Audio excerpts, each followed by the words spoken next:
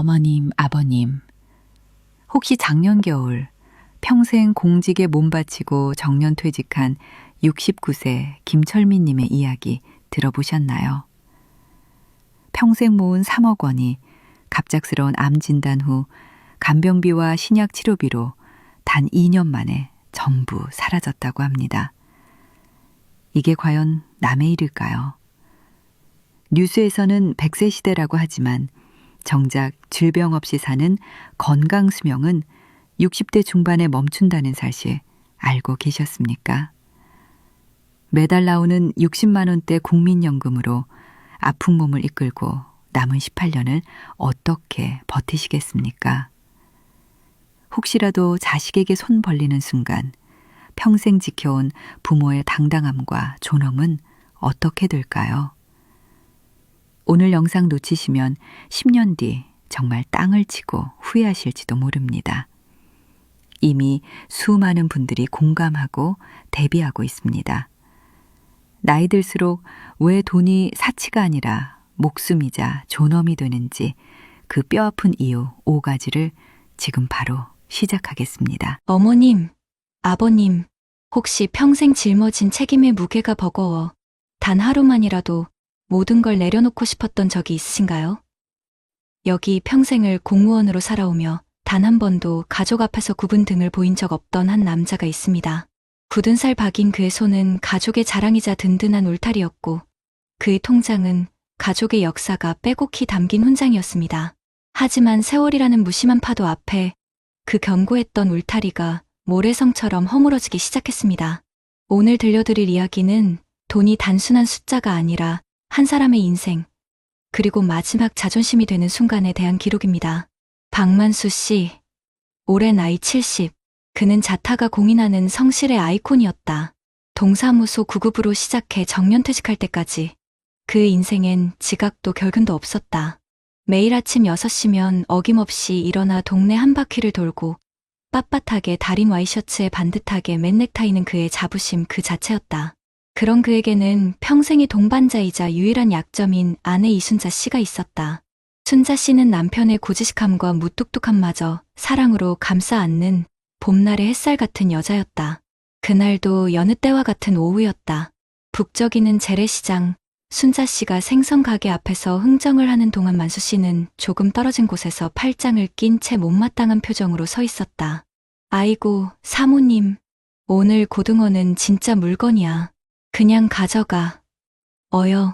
에이, 사장님도 1,000원만 깎아줘요. 우리 영감 오늘 저녁에 고등어 조림 해줘야 기운 차리지. 순자 씨의 애교 섞인 목소리에 만수 씨는 헛기침을 했다. 저 놈의 시장만 오면 아내가 자기보다 어린 상인들에게 굽실거리는 꼴이 영 보기 싫었다. 평생 나라 녹을 먹은 공무원 집안 안 사람이 지켜야 할 품이라는 게 있지 않은가. 그만하면 됐어. 뭘 또 깎아. 그냥 제값 주고 사. 만수 씨의 퉁명스러운 말에 순자 씨가 돌아보며 눈을 흘겼다. 당신은 몰라. 이렇게 1,000원, 2,000원 아껴야 우리 손주 과자 값이라도 나오는 거야. 꼬박꼬박 나오는 연금만 믿고 있다가 큰 코 다친다니까. 누가 들으면 나라에서 연금도 안 주는 줄 알겠네. 내 통장에 모아둔 돈이 얼만데. 걱정도 팔자야. 만수 씨는 큰 소리를 쳤지만 속내는 조금 달랐다. 아내의 말처럼 국민연금 60여만 원과 퇴직금을 쪼개받는 돈으로는 빠듯한 게 사실이었다. 그래도 평생 모은 3억 원짜리 적금 통장이 있으니 마음 한구석은 든든했다. 그 돈은 아들 지훈이 장가갈 때 보태주고 남은 부부의 노후를 지켜줄 마지막 보루였다. 그 돈만큼은 무슨 일이 있어도 절대 깨지 않으리라 만수 씨는 수없이 다짐했다. 집으로 돌아오는 길, 만수 씨가 갑자기 가슴을 부여잡으며 거친 기침을 토해냈다. 쿨럭, 쿨럭. 쇳소리가 섞인 기침은 좀처럼 멋지 않았다. 순자 씨의 얼굴에 걱정이 어렸다. 여보, 당신 요새 기침이 왜 이렇게 잦아? 병원 한번 가보자. 응? 됐어. 나이 들면 다 이러는 거야. 유난 떨지 마. 만수 씨는 대수롭지 않게 아내의 손을 뿌리쳤다. 병원. 그 두 글자가 싫었다. 평생 건강하다는 자신 있었는데 의사 앞에서 약한 모습을 보이는 건 그의 자존심이 허락하지 않았다. 무엇보다 돈이 무서웠다. 한번 병원 문턱을 넘으면 여기저기 검사하라고 할 테고 그러다 별거 아닌 걸로 수십만 원 깨지는 건 일도 아니었다. 그 돈이면 아내와 뜨끈한 온천이라도 한 번 더 다녀오는 게 낫다고 생각했다. 그것은 그의 어리석은 오만이자 돌이킬 수 없는 후회의 시작이었다. 평온했던 일상에 균열이 생긴 건 그로부터 2달 뒤 아들 지훈의 가족이 찾아온 주말이었다. 손주의 재롱에 모처럼 웃음꽃이 피던 저녁 식사 자리. 만수 씨는 갑자기 숟가락을 떨어뜨리며 식탁 위로 쓰러졌다. 모든 것이 순식간이었다. 119 구급차에 한 사이렌 소리, 병원의 차가운 소독약 냄새, 그리고 의사의 무표정한 얼굴. 폐암 말기입니다. 다른 장기로 전이도 시작된 것 같군요. 의사의 한마디는 사형 선고와도 같았다. 세상이 무너져 내리는 것 같았다. 순자 씨는 그 자리에 주저앉아 오열했고 아들 지우는 하얗게 질린 얼굴로 할 말을 잃었다. 정작 만수 씨는 덤덤했다. 아니, 덤덤한 척했다. 왜 하필 나에게라는 원망과 이제 어떻게 하나라는 두려움이 온몸을 휘감았지만 그는 가족 앞에서 무너질 수 없었다. 평생 그려왔던 것처럼 그는 가장이었다.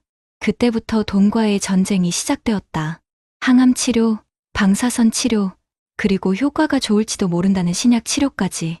건강보험이 적용되지 않는 비급여 항목들은 상상을 초월하는 금액이었다. 한 달 병원비가 어지간한 직장인 월급보다 많이 나왔다.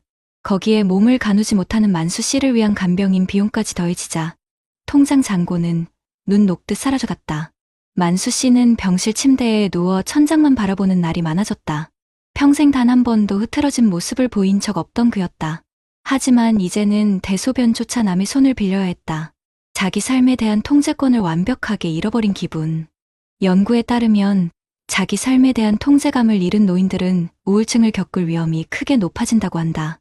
만수 씨 역시 깊고 어두운 터널 속으로 끝없이 추락하고 있었다. 어느 날 밤, 지훈이 조심스럽게 병실로 들어왔다. 그의 손에는 서류 몇 장이 들려 있었다. 아버지 드릴 말씀이 있어요. 지훈은 어렵게 입을 뗐다. 병원비 중간 정산서와 남은 통장 잔고 내역이었다. 3억 원이라는 영원히 마르지 않을 것 같던 샘물은 이제 바닥을 보이고 있었다. 2년도 채 되지 않은 시간이었다. 이대로는 안 될 것 같아요. 제가 알아봤는데 아버지가 가진 암보험으로는 턱없이 부족해요. 비급여 항목이랑 간병비까지 합치니까 실제 부담해야 할 돈이 너무 커요. 그래서 말인데 집을 파는 게 어떨까 싶어서요. 그리고 저희 집으로 들어오세요. 제가 모실게요. 아들의 말은 비수처럼 만수 씨의 가슴에 박혔다. 집, 그 집은 단순한 벽돌 건물이 아니었다. 젊은 시절 순자 씨와 밤새워 도배를 하고 아들 지훈의 키를 벽에 새겨가며 웃음과 눈물을 쌓아 올린 박만수 인생의 성전이자 역사였다. 그 집을 팔고 아들 집에 얹혀 살라고 평생 자식에게 손 벌리지 않고 당당하게 사는 것이 유일한 목표였던 그에게는 죽음보다 더한 모욕이었다. 만수 씨는 떨리는 손으로 링거줄을 움켜쥐었다. 앙상하게 마른 팔뚝에 힘줄이 파르르 솟아올랐다. 나가. 아버지 나가라고 했다. 내 집이다. 내가 평생 피땀 흘려 지은 내 집이야. 그걸 내가 뭔데 팔아라 말아야. 만수 씨의 고함에 순자 씨가 놀라 달려왔다. 병실은 순식간에 얼어붙었다. 지우는 상처받은 얼굴로 서 있었다. 그는 아버지를 위하는 마음의 한말이었지만 아버지의 마지막 자존심을 건드렸다는 사실을 그때는 알지 못했다. 많은 연구에서 경제적으로 자녀에게 의존하는 노인들이 심리적 위축감이나 우울감을 느끼는 경향이 있다고 지적한다. 만수 씨는 바로 그 심리적 벼랑 끝에 서 있었다. 그날 이후 부자 사이의 대화는 완전히 끊겼다. 시간은 속절없이 흘렀다. 결국 만수 씨의 고집대로 집을 담보로 대출을 받았다. 하지만 그것도 임시방편일 뿐 빚은 눈덩이처럼 불어났다. 순자 씨는 남편의 병간호와 빚 독촉 전화에 시달리며 하루가 다르게 말라갔다. 한때는 동네에서 제일 인물이 훤하다고 칭찬이 자자했던 부부의 얼굴에는 깊은 그늘만 남았다. 어느 비오는 늦가을 저녁, 만수 씨는 창밖을 하염없이 바라보고 있었다. 뼈만 앙상하게 남은 그의 모습은 위풍당당했던 과거를 상상조차 할 수 없게 했다. 그때 병실 문이 조용히 열리고 지훈이 들어왔다. 며칠 밤을 샌 듯 퀭한 얼굴이었다. 지훈은 아버지의 침대 옆에 털썩 주저앉았다. 부자 사이에는 무거운 침묵이 흘렀다. 한참 만에 지훈이 입을 열었다. 아버지, 제가 잘못했어요. 아버지한테 집이 어떤 의미인지, 아버지가 평생 어떻게 살아오셨는지 제가 너무 몰랐어요. 돈이 전부인 것처럼, 제가 다 해결할 수 있는 것처럼 건방졌어요. 죄송해요, 아버지. 지훈의 눈에서 뜨거운 눈물이 툭 떨어졌다. 그는 아버지의 마른 손을 조심스럽게 잡았다. 불과 몇 년 전만 해도 산처럼 크고 단단했던 아버지의 손은 이제 낙엽처럼 바싹 말라 있었다. 그 순간 만수 씨의 마음을 오가매고 있던 단단한 무언가가 쿵 하고 내려앉았다. 평생 지켜온 자존심, 아들에게 약한 모습을 보이기 싫었던 아집, 그리고 죽음에 대한 두려움까지도. 그는 아들의 손을 뿌리치지 않았다. 대신 남은 힘을 다해 아들의 손을 마주 잡았다. 그리고 그의 입에서 나온 말은 모두를 울리는 한마디였다. 지훈아, 내가 너한테 짐이 되는구나. 그것은 원망도 체념도 아니었다. 평생 가장이라는 무거운 갑옷을 입고 살아온 한 남자가 처음으로 드러낸 진심이자 아들에게 전하는 미안함의 고백이었다. 갑옷을 벗어 던진 그의 맨살은 상처투성이었다. 아버지가 되기 위해 포기해야 했던 수많은 꿈, 가족을 지키기 위해 홀로 삼켜야 했던 눈물, 그리고 이제는 다시 벌 기회조차 없는 노인의 서러움이 그 한마디에 모두 담겨 있었다. 지훈은 아무 말도 하지 못하고 그저 아버지의 손을 잡고 울었다. 순자 씨도 문 밖에서 소리 죽여 눈물을 훔쳤다. 빗소리만이 부자의 화해를, 그리고 한 가장의 쓸쓸한 퇴장을 위로하듯 병실 창문을 적시고 있었다. 어머님, 아버님, 박만수 씨의 이야기가 남의 일처럼 들리시나요? 최신 통계에 따르면 한국인의 평균 수명은 83세를 훌쩍 넘겼지만 질병 없이 건강하게 사는 건강 수명은 60대 중반에 그쳐 약 18년의 격차를 보입니다. 아픈 몸을 이끌고 살아가야 할 18년. 그 시간 동안 돈은 단순히 먹고 사는 문제를 넘어 나라는 존재의 존엄을 지키는 마지막 보루가 될 수 있습니다. 우리는 박만수 씨처럼 평생을 성실하게 살아왔습니다. 자식을 위해, 가정을 위해 모든 것을 바쳤습니다. 이제는 누구의 짐도 되지 않고 우리 자신을 위해 당당하고 품위 있는 노후를 보낼 권리가 있습니다. 오늘 이 이야기가 어머님, 아버님의 마음을 아프게만 한 것이 아니길 바랍니다. 대신 더 늦기 전에 우리의 노후를, 우리의 마지막 자존심을 지키기 위해 무엇을 준비해야 할지 진지하게 고민하는 계기가 되었기를 진심으로 바랍니다. 여러분 어떠시나요? 위의 사례는 정말 비참하고 서글픈 인생 아닌가요? 하지만 지금부터 소개해드리는 사례는 정반대의 선택으로 행복한 노후를 보내고 있는 분을 소개해드리겠습니다. 여기 평생을 교단에서 아이들을 가르치며 준비하는 삶의 중요성을 몸소 실천해온 한 남자가 있습니다. 분필 가루가 묻어 희끗희끗해진 그의 옷은 제자들의 미래를 위한 헌신이었고, 낡은 서류철에 빼곡히 정리된 서류들은 가족의 평안을 지키는 견고한 성벽이었습니다. 세월의 흐름 속에서도 흔들림 없는 그의 삶은 준비된 노후가 얼마나 큰 평온과 존엄을 가져다 주는지 보여줍니다. 오늘 들려드릴 이야기는 돈을 지키는 것이 아니라 현명하게 활용하여 한 사람의 인생과 가족의 행복을 끝까지 지켜낸 지혜에 관한 기록입니다. 김철민 씨, 올해 나이 72. 그는 아이들에게 늘 유비무환을 강조하던 정년퇴직한 고등학교 역사 교사였다. 매일 아침 신문을 정독하며 세상의 변화를 읽고 가계부는 10원짜리 하나까지 맞춰야 직성이 풀리는 꼼꼼한 성격의 소유자였다. 그런 그의 곁에는 남편의 계획적인 성격을 존중하고 함께 발맞춰 온 현명한 아내 최윤희 씨가 있었다. 부부는 은퇴 후 화초를 가꾸고 함께 산책하며 소박하지만 더없이 평화로운 나날을 보내고 있었다. 그날은 동네 보건소에서 정기 건강검진 결과가 나온 날이었다. 윤희 씨는 혈압이 조금 높다는 것 외에는 별다른 이상이 없었지만 철민 씨는 정밀검사 요망이라는 글씨를 마주해야 했다. 여보, 이게 뭐예요? 큰 병원 한번 가봐야 하는 거 아니에요? 너무 걱정부터 하지 마. 그러니까 우리가 매년 검사를 받는 거 아니오. 뭐든 초기에 발견하면 요즘 의술로 못 고칠 병이 어디 있겠어. 윤희 씨의 불안한 눈빛에도 철민 씨는 담담했다. 그는 평생 설마 하는 요행을 바라기보다 만약이라는 최악의 상황에 대비하며 살아왔다. 젊은 시절 직장 동료가 갑작스러운 암으로 쓰러지며 집안이 풍비박산 나는 것을 목격한 이후 그는 건강과 노후 준비를 자신의 가장 중요한 책임으로 여겼다. 매달 월급의 일부를 떼어 암보험과 실손보험에 넣는 것을 거른 적이 없었고, 특히 보장 범위가 넓고 비급여 항목까지 지원되는 상품을 꼼꼼히 따져 가입해두었다. 쓸데없이 새는 돈이라는 친구들의 핀잔에도 그는 이것이 자신과 가족을 위한 가장 확실한 투자라 믿었다. 그것은 그의 현명한 원칙이자 훗날 닥쳐올 폭풍우를 막아줄 가장 튼튼한 방파제였다. 대학병원에서의 정밀 검사 결과는 위암 초기였다. 다행히 전이는 없었지만 수술과 항암 치료가 불가피했다. 청천벽력 같은 소식에 아들 상우가 지방 근무지에서 한 걸음에 달려왔다. 잔뜩 굳은 얼굴로 병원 복도에 앉아있는 아들을 보자 철민 씨는 아들의 어깨를 툭툭 두드렸다. 아버지 괜찮으세요?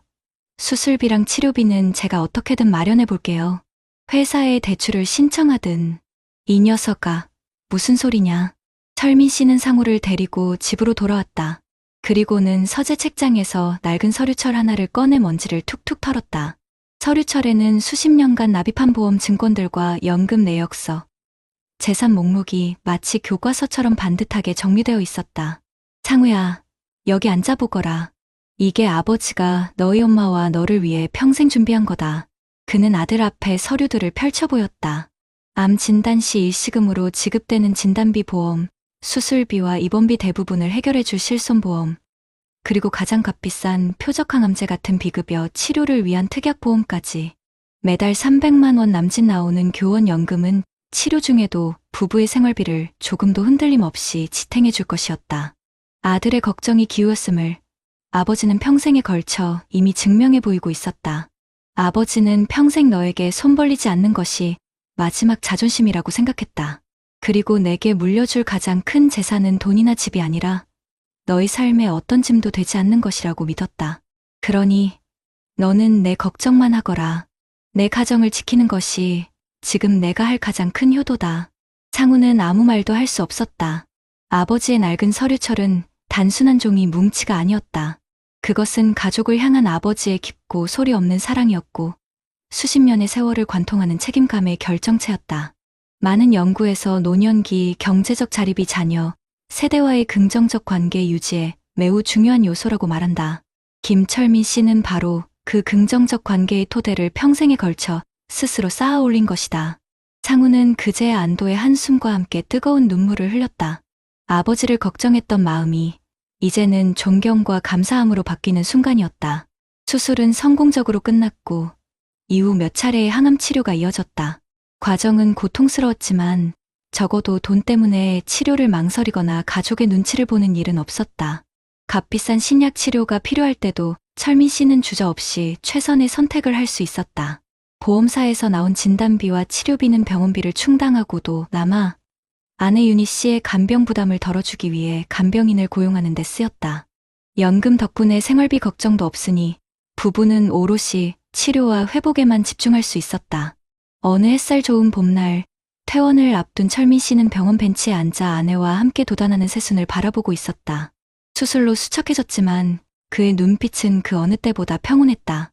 여보, 당신이 젊을 때부터 그렇게 보험료 내는 걸 보고 내가 속으로 얼마나 구두쇠라고 흉받는지 몰라. 미안해요. 당신 덕분에 우리가 이렇게 편안하게 이 힘든 시간을 넘기네요. 윤희 씨의 말에 철민 씨는 그저 아내의 손을 따뜻하게 잡아줄 뿐이었다. 그때 손주를 데리고 상우가 환한 얼굴로 다가왔다. 할아버지, 보고 싶었어요. 5살 배기 손주가 달려와 철민 씨의 품에 안겼다. 철민 씨는 손주를 힘껏 안아주었다. 예전만큼의 완력은 아니었지만 그 품은 세상에서 가장 든든하고 안전한 울타리였다. 그는 아들에게 짐이 되는 아버지가 아니라 손주에게 여전히 기댈 수 있는 할아버지로 남아 있었다.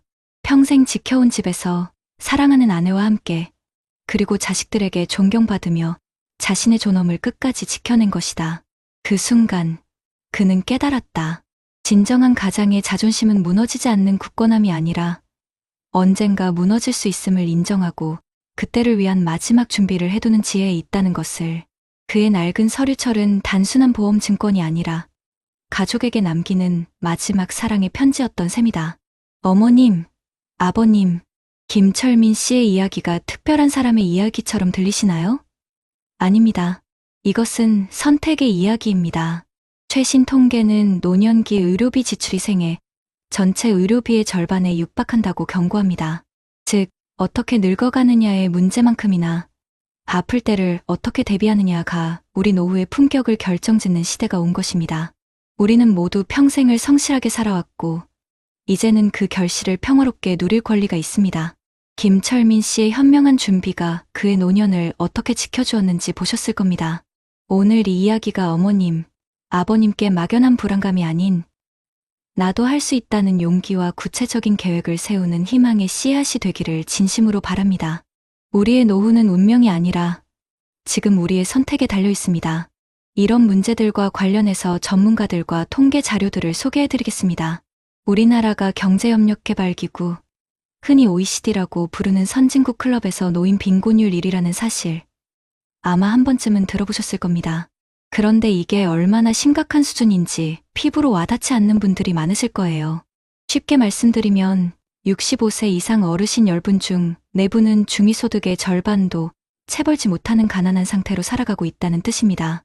다른 선진국들의 평균 노인 빈곤율이 10%대인 것을 생각하면 무려 3배 가까이 높은 그야말로 압도적인 1위입니다. 평생 땀 흘려 일하고 자식들 키우고 나라 발전에 이바지한 결과가 왜 이런 뼈아픈 현실로 돌아온 걸까요? 전문가들은 몇 가지 구조적인 문제점을 지적합니다. 첫째는 너무나도 부족한 공적연금입니다. 우리가 매달 꼬박꼬박 냈던 국민연금, 나중에 이걸로 노후를 보내야지 생각하셨겠지만 현실은 냉혹합니다. 현재 국민연금을 받는 어르신들의 월 평균 수령액은 60만 원이 조금 넘는 수준입니다. 부부가 함께 받는다고 해도 100만 원 남짓인데 이걸로 한 달 생활비에 병원비까지 감당할 수 있을까요? 애초에 국민연금 제도가 도입될 당시에는 평균 수명이 지금처럼 길지 않았기 때문에 지금처럼 100세 시대를 살아내기엔 턱없이 부족하게 설계되었다는 지적이 많습니다. 둘째는 자식에게 모든 것을 쏟아부은 우리 부모님 세대의 현실입니다. 다들 그러셨을 겁니다. 내 노후 준비보다는 자식들 대학 보내고 결혼시키는데 평생 모은 돈을 다 쓰셨죠. 그게 당연한 부모의 도리라고 생각하셨을 거고요. 하지만 시대가 변했습니다. 자식들도 자기 앞가림하기 벅찬 세상이 되면서 예전처럼 부모를 봉양하는 문화는 사실상 사라졌습니다. 결국 부모님 세대는 자식에게 모든 걸 내어주고 정작 자신들은 아무런 준비 없이 노후를 맞게 된 셈입니다. 셋째는 자산이 부동산에만 묶여 있다는 점입니다. 많은 어르신들이 평생 모은 재산이라고는 지금 살고 있는 집 한 채가 전부인 경우가 많습니다. 서류상으로는 수억 원대 자산가일지 몰라도 당장 손에 쥐고 쓸 수 있는 현금은 없는 부동산 거지인 셈이죠. 이 집을 팔고 작은 곳으로 옮기자니 자존심이 상하고 자식들에게 물려줘야 한다는 생각에 섣불리 처분하지도 못합니다. 결국 그림의 떡처럼 집 한 채만 덩그러니 남긴 채 매달 생활비와 병원비 걱정에 잠 못 이루는 밤을 보내게 되는 겁니다. 그런데 이런 경제적인 문제보다 더 무서운 것이 있습니다. 바로 건강 문제입니다. 흔히들 100세 시대라고 하지만 중요한 건 그냥 오래 사는 게 아니라 건강하게 오래 사는 건강 수명입니다. 통계를 보면 우리나라 평균 수명은 80세를 훌쩍 넘겼지만 질병이나 부상 없이 건강하게 활동하는 건강 수명은 60대 중반에서 멈춘다고 합니다. 다시 말해 우리는 인생의 마지막 15년에서 20년을 아픈 몸으로 살아가야 한다는 뜻입니다. 나이가 들면 아픈 곳이 하나둘 늘어나는 건 당연한 이치입니다. 하지만 이때 돈이 있느냐 없느냐에 따라 삶의 질은 하늘과 땅 차이로 갈라집니다. 돈이 있으면 더 좋은 치료를 받고 간병인의 도움을 받아 편안하게 요양할 수 있습니다. 하지만 돈이 없다면 아픈 몸을 이끌고 직접 병원을 오가거나 자식들에게 고통스러운 간병 부담을 떠넘겨야 합니다. 앞서 말씀드린 김철민 님처럼 평생 모은 돈이 암진단 한 번에 순식간에 사라지는 일은 이제 우리 주변에서 너무나도 흔한 이야기가 되었습니다. 특히 치매나 뇌졸중처럼 장기적인 간병이 필요한 질병에 걸리게 되면 문제는 더욱 심각해집니다. 한 달에 수백만 원씩 들어가는 간병비를 감당하지 못해 온 가족이 함께 무너지는 경우가 비일비재합니다. 결국 노후의 돈은 단순히 맛있는 것을 사 먹고 좋은 곳을 여행하는 사치의 문제가 아니라 나의 최소한의 존엄성을 지키고 고통 속에서 삶을 연명할 수 있느냐 없느냐를 결정하는 생존의 문제가 되는 것입니다. 돈이 없으면 아플 때 제대로 된 치료를 받을 권리마저 박탈당하고 자식들에게 짐이 된다는 죄책감 속에서 하루하루를 버텨내야 합니다. 이것이 바로 우리가 나이 들수록 돈이 목숨이자 존엄이라고 부르는 이유입니다. 내가 평생 지켜온 자존심과 품위를 잃지 않고 마지막 순간까지 인간다운 삶을 살기 위한 최후의 보루. 그것이 바로 노후 자금인 것입니다. 그렇다면 납선 사례들을 해결할 수 있는 방법은 무엇이 있을까요? 박만수 씨처럼 퇴직금 전부를 병원비와 간병비로 쓰는 안타까운 상황, 사실 남의 일이 아닙니다. 많은 분들이 이걸 어떻게 다 감당하나 하고 막막해 하시지만 나라에서 우리를 위해 만들어 놓은 든든한 제도들이 분명히 있습니다. 가장 중요한 건 이런 제도가 있다는 사실을 아는 것입니다.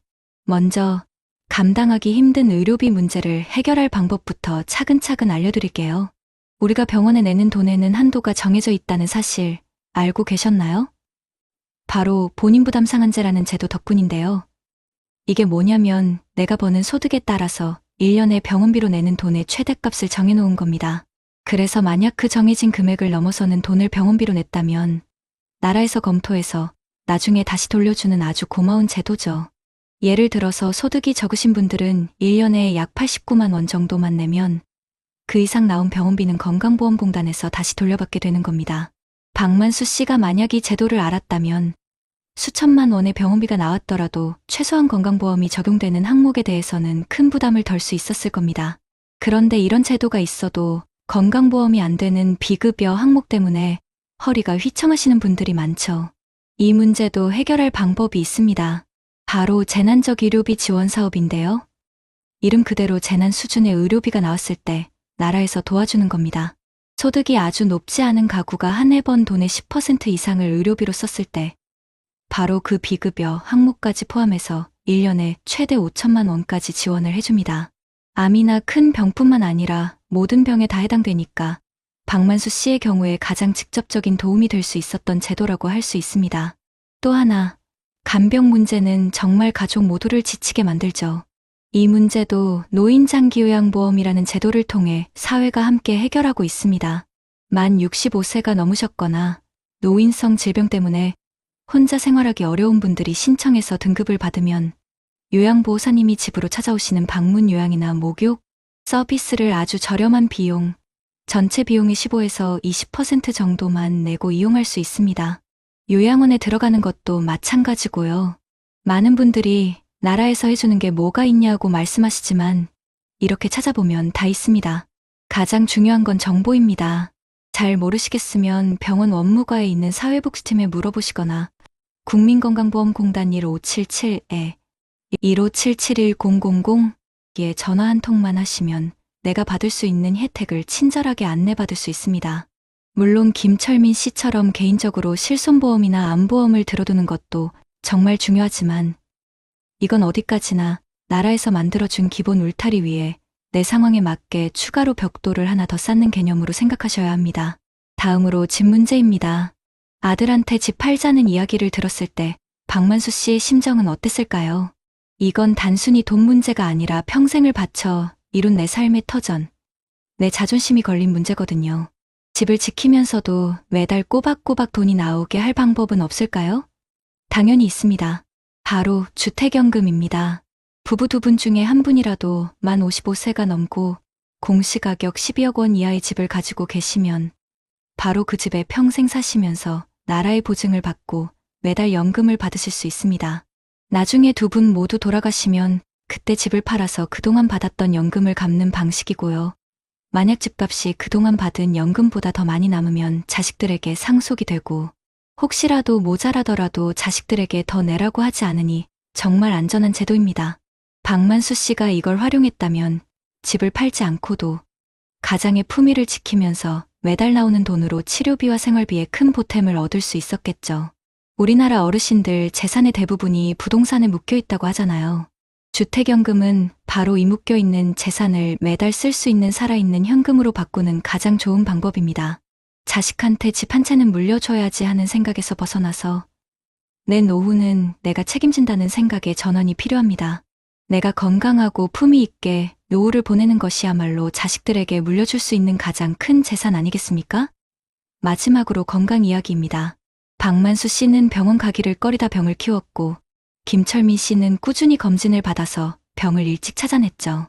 치료 결과와 비용의 차이는 바로 여기서부터 시작됩니다. 우리나라 국민이라면 누구나 정기적으로 국가건강검진을 무료나 아주 저렴한 비용으로 받을 수 있습니다. 특히 우리 어르신들께는 치매 선별검사, 우울증 검사, 노인 신체 기능 검사까지 다 포함되어 있고요. 6대암 검진을 통해서 큰 병도 조기에 발견할 수 있도록 돕고 있습니다. 호미로 막을 것을 가래로 막는다는 옛말이 건강 문제에 딱 들어맞는 말입니다. 단돈 10,000원, 20,000원으로 받는 정기검진이 나중에 수천만 원의 재앙을 막아주는 가장 확실한 투자라는 점을 꼭 기억하셔야 합니다. 나는 건강해라고 자신하는 것보다 미리 확인해봐야지 하는 현명함이 필요한 때입니다. 결국 두 분의 이야기는 우리에게 명확한 교훈을 줍니다.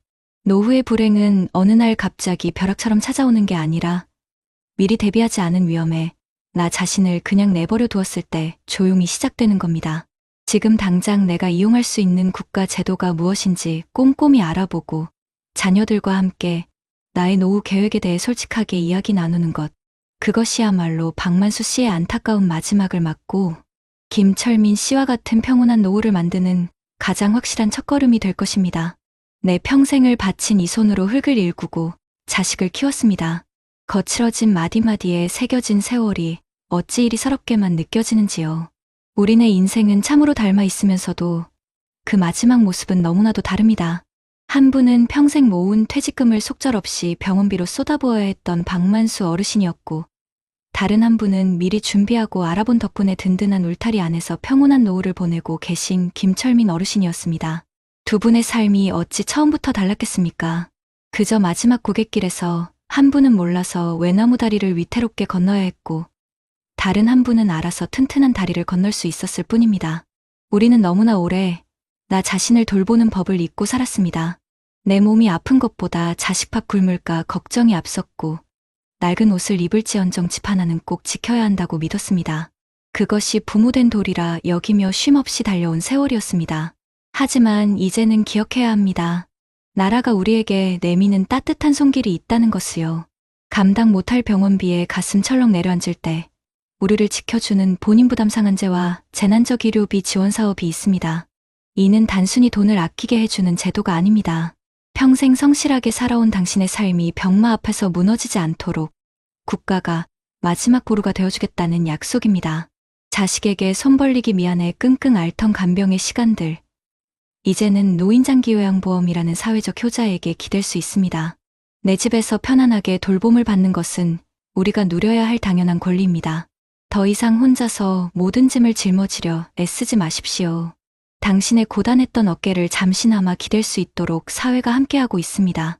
평생의 안식처인 집을 팔아야 할지도 모른다는 절망 앞에서 주택연금은 우리의 자존심을 지켜주는 마지막 희망입니다. 내가 평생을 바쳐 이룬 이 소중한 집에서 내 아이들에게 아쉬운 소리하지 않고 당당하게 살아갈 권리를 지켜주는 것입니다.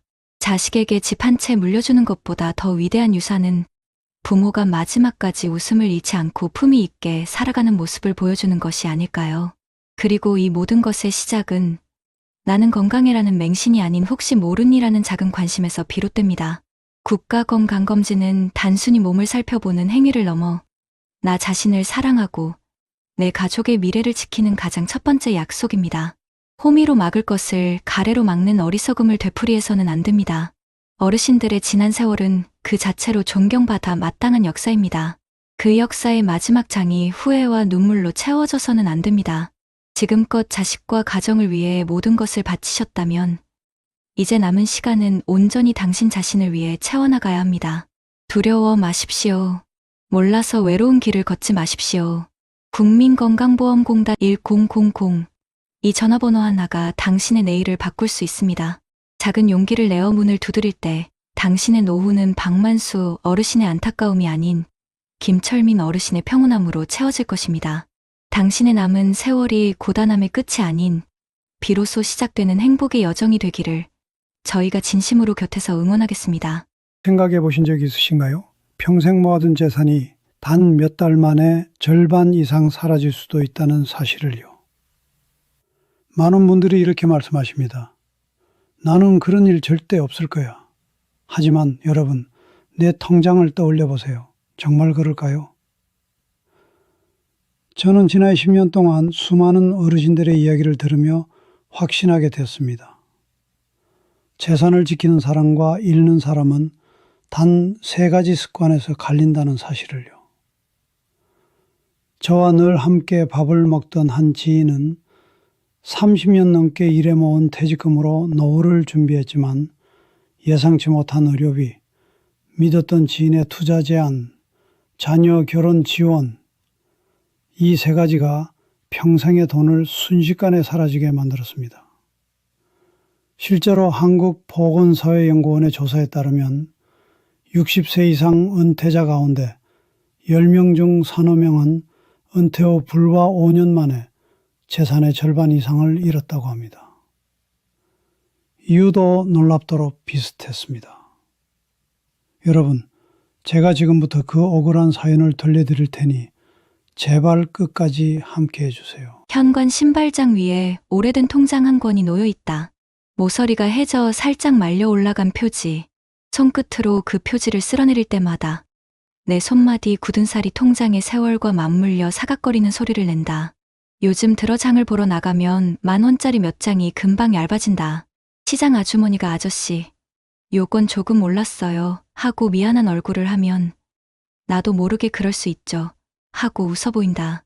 돌아오는 길, 에코백 안에서 달걀과 파, 두부가 서로 부딪히는 소리가 자꾸 마음을 두드린다. 나이 들어서야 배운다. 돈 소리는 이렇게도 조용하구나. 나는 올해 66, 버스 차고지에서 30회 넘게 손에 기름 묻히며 살았다. 정년 퇴직 날, 동료들이 건네준 꽃다발과 회사에서 준 퇴직금 안내 봉투, 집에 돌아와 부엌 식탁 위에 놓고 아내와 마주 앉았을 때 우린 서로 말없이 고개만 끄덕였다. 이제는 좀 쉬자. 그 말도 꺼내기 전에 아내가 먼저 내 손등을 가만히 덮었다. 그 손의 온기가 내 평생의 보상이었다. 그 봄, 동창 영수가 전화를 했다. 늘 활달하고 먼저 계산하려던 그 친구. 태수야, 커피 한잔 하자. 너 얘기 요즘 많이 했다. 동네 카페 구석에서 마주 앉은 영수는 예전보다 말수가 줄었지만 눈빛만은 이상하게 반짝였다. 너한텐 말하려고 아껴놨다. 원금이 보장되는 데가 있어. 요즘 같은 때 이자라는 게 어딨냐 싶었지만 여기 매달 꼬박꼬박 들어온다. 나도 넣었어. 원금 보장. 그 말은 내 귀에서 오래도록 울렸다. 집으로 돌아오는 길, 벚꽃잎이 어깨에 붙었다 떨어졌다.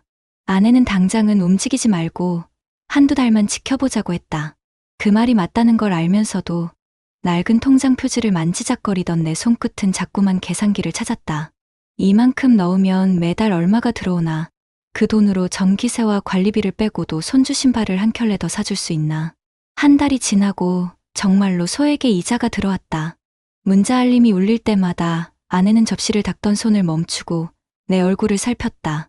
진짜 내 그 말끝이 믿음인지 걱정인지 분간이 안 갔다. 둘째 달, 셋째 달에도 돈이 들어왔다. 나는 욕심을 내지 않으려고 애썼지만 사람 마음이란 게 그렇다. 조심조심, 조금 더 얹었다. 영수는 형, 욕심은 금물이지. 근데 이건 안전해 하고 웃었다. 그의 웃음이 예전처럼만 보였다면 나는 이미 반쯤 넘어간 것이었을까. 집안 공기는 계절 따라 변했지만 우리 둘의 말투에도 계절이 생겼다. 낮에는 밥 먹었어? 혈압약 챙겼어? 같은 안부. 밤에는 그래도 다행이지 하고 서로를 재우는 말. 그 사이 생활비는 아껴졌고 난 작은 사치를 허락했다. 중고 서점에서 싼 값에 산여행 에세이 한 권. 아내는 고무장갑 대신 면장갑 위에 비닐장갑을 끼며 이게 더 따뜻해 하고 웃었다. 부엌 조명 아래 설거지물이 유리컵을 타고 흘러내리는 반짝임을 보다가 문득 생각했다. 이자가 이렇게 들어오면 여름엔 바닷가 쪽으로 며칠 다녀올 수도 있겠다. 나도 그런 걸 조금은 누려도 되지 않을까. 넷째 달, 카페에서 다시 만난 영수는 전보다 더 바빠 보였다. 전화가 계속 울려대서인지 눈동자가 자주 문 쪽을 스쳤다. 태수야, 요즘 다들 돈이 말라. 근데 우린 자리를 잘 잡았어. 형은 너무 걱정 말고 더 하려면 천천히. 그날 계산은 내가 했다. 오래간만에 친구에게 밥을 샀다는 작은 뿌듯함이 의자에서 일어나는 순간 묘하게 가벼워졌다. 기분 좋은 바람이었는지 아니면 경고였는지 지금 생각하면 구분이 어렵다. 다섯째 달에 이자는 일주일 늦게 들어왔다. 시스템 점검이라네. 영수의 메시지는 담담했다. 나는 그래 하고 짧게 답했다. 그날 밤 아내가 세제를 덜 쓰려고 물을 조금 더 섞었다. 이렇게 해도 충분히 거품나. 아내가 웃었고 나도 따라 웃었다. 그러나 내 머릿속에서는 낡은 통장 표지가 점점 더 얇아지는 상상을 했다. 종이라는 게 반복해서 접고 펴면 힘을 잃는다는 걸 그때 처음 몸으로 배웠다. 6째 달, 문자 알림이 오지 않았다. 손에 쥔 휴대폰이 갑자기 무거워졌다. 벽식의 초침이 유난히 또렷했다. 나는 스스로를 달래듯 차를 우렸다. 김이 오르는 컵을 두 손으로 감싸 쥐고 창밖을 보는데 비가 왔다. 좁은 베란다 난간에 떨어지는 빗방울이 통통 부딪혔다. 영수한테 전화해볼까? 아내가 조심스레 물었고 나는 조금만 더 기다려보자 했다. 그날 밤 나는 베개 옆에 통장을 놓고 잤다. 손끝이 자꾸 그 표지를 찾아갔다. 다음 날 카페로 갔다. 문은 열려 있었지만 불이 꺼져 있었다. 의자들이 뒤집혀 테이블 위로 올라가 있었고 계산대 뒤에는 누군가 급히 정리하다만 영수증 뭉치가 남아 있었다. 영수에게 전화를 걸면 지금은 통화할 수 없습니다라는 기계음이 낮게 떨어졌다. 내 목젖이 저절로 내려앉았다. 순간 카페 유리문에 비친 내 얼굴과 눈이 마주쳤다.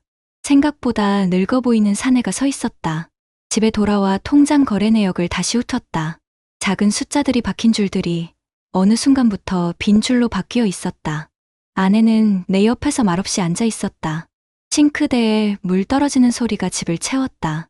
당장 생활비는 괜찮아. 서너 달은 버텨. 내가 먼저 말했다. 아내는 고개를 끄덕였다. 그 고개 끄덕임이 나를 탓하지 않겠다는 약속인지 아니면 함께 버티겠다는 서약인지 그 둘 다인지.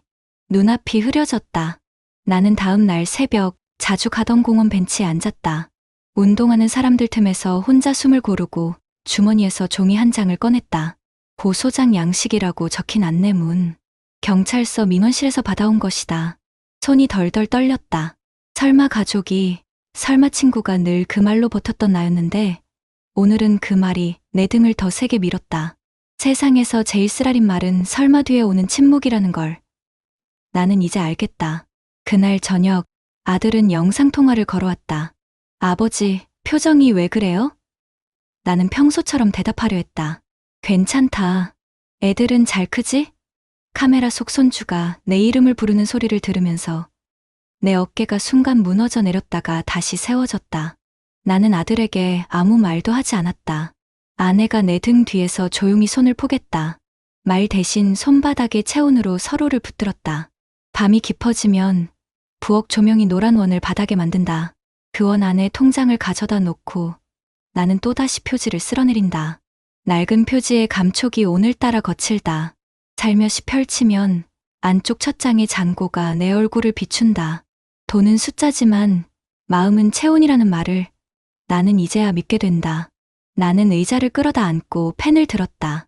도움을 주고받을 땐 말보다 기록, 종이에 적으며 스스로에게 되뇌었다. 그 문장 끝에 작은 점을 찍었다. 점 하나에도 숨이 찼다. 창밖에서 비가 그쳤다.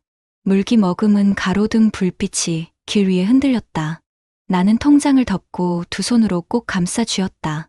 내 손의 온기가 표지를 조금이라도 펴줄까? 아니면 더 말아 올릴까? 모르겠다. 다만 한 가지는 분명하다. 내 삶의 다음 장은 누군가의 달콤한 말이 아니라 내가 세운 원칙과 기록으로 시작해야 한다는 것. 그리고 그 원칙은 우리 부부의 밥상에서, 설거지의 물소리 속에서, 새벽 공원의 벤치 위에서 조용히 자라나야 한다는 것.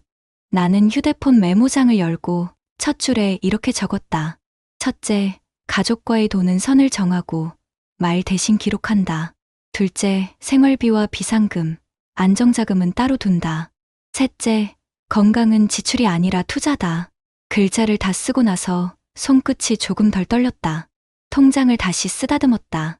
낡은 표지가 오늘은 이상하게도 단단해 보였다. 그리고 내 마음 한구석에서 오래 묵혀둔 문장이 조용히 올라왔다. 영수야, 우리 다시 카페에서 만나면 그때는 계산을 내가 할게. 대신 오늘은 내 삶의 계산부터 다시 해보려고. 경찰서 조사실의 불빛은 유난히 희다. 종이 위에 내 이름과 서명이 반복된다. 민원 창구에서 받았던 고소장 양식을 내 손으로 채워 넣는 순간 내 삶의 30년 노동이 한낱 글자로만 남는 것 같았다. 영수의 이름을 쓰는 손끝이 덜덜 떨렸다. 피해 금액 1억 원. 숫자를 적는 순간 심장이 한번 크게 멎는 듯했다. 옆에 앉아있던 아내가 내 팔을 가볍게 잡았다.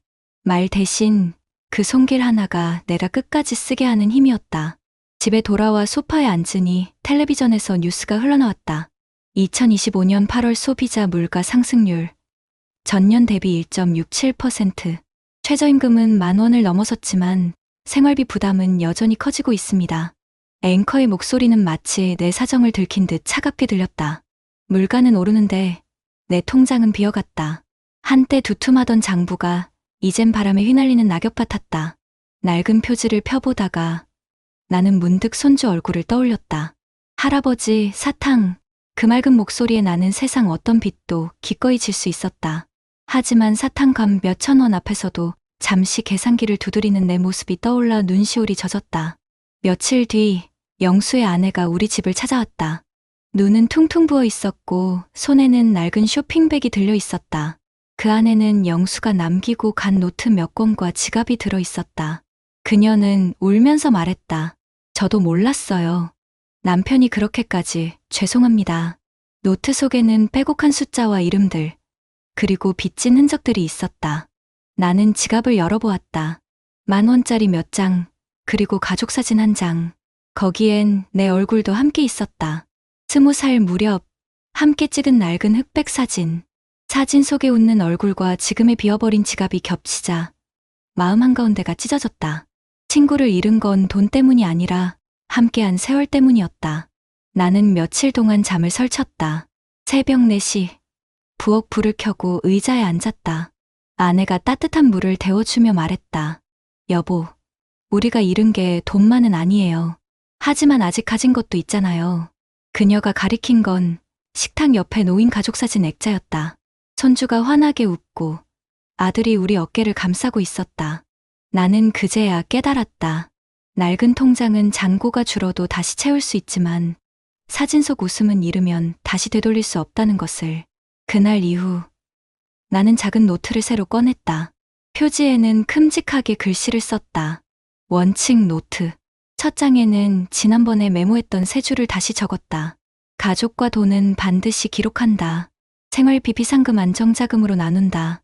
건강은 지출이 아니라 투자다. 그리고 그 밑에 한 줄을 더 적었다. 잃은 돈은 교훈으로, 남은 삶은 희망으로. 이제 나는 통장보다 노트를 더 자주 펼쳤다. 매달 생활비와 지출을 적고 병원에서 받은 영수증도 붙였다. 아내와 함께 장을 보러 갈 때면 장바구니에 담은 물건 하나하나를 확인하며 웃었다. 이건 꼭 필요해? 응, 손주 좋아하잖아. 예전 같으면 부담스러웠을 대화가 이제는 서로를 지켜주는 약속처럼 느껴졌다.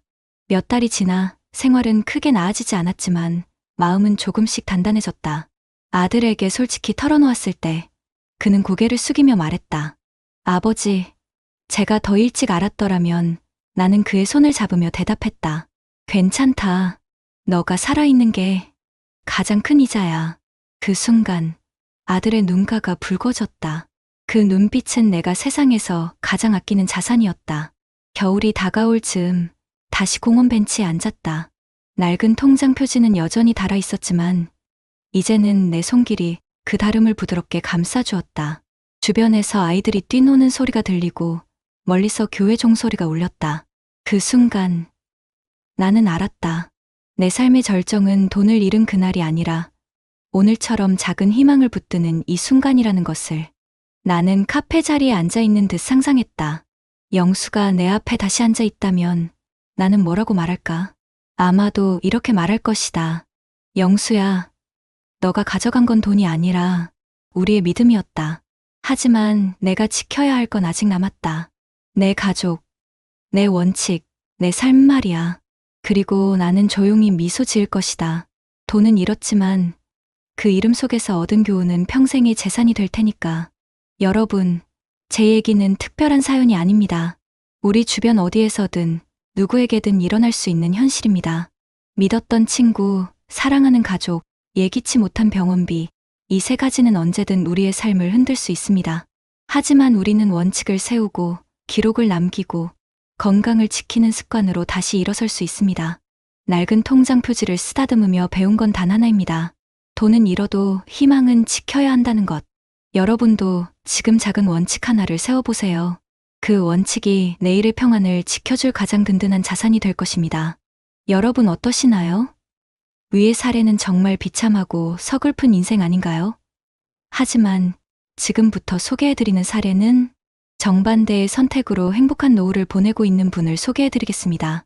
부엌 전기밥솥에서 김이 오를 때 나는 늘 냉장고 옆 파란 가계부를 먼저 펼칩니다.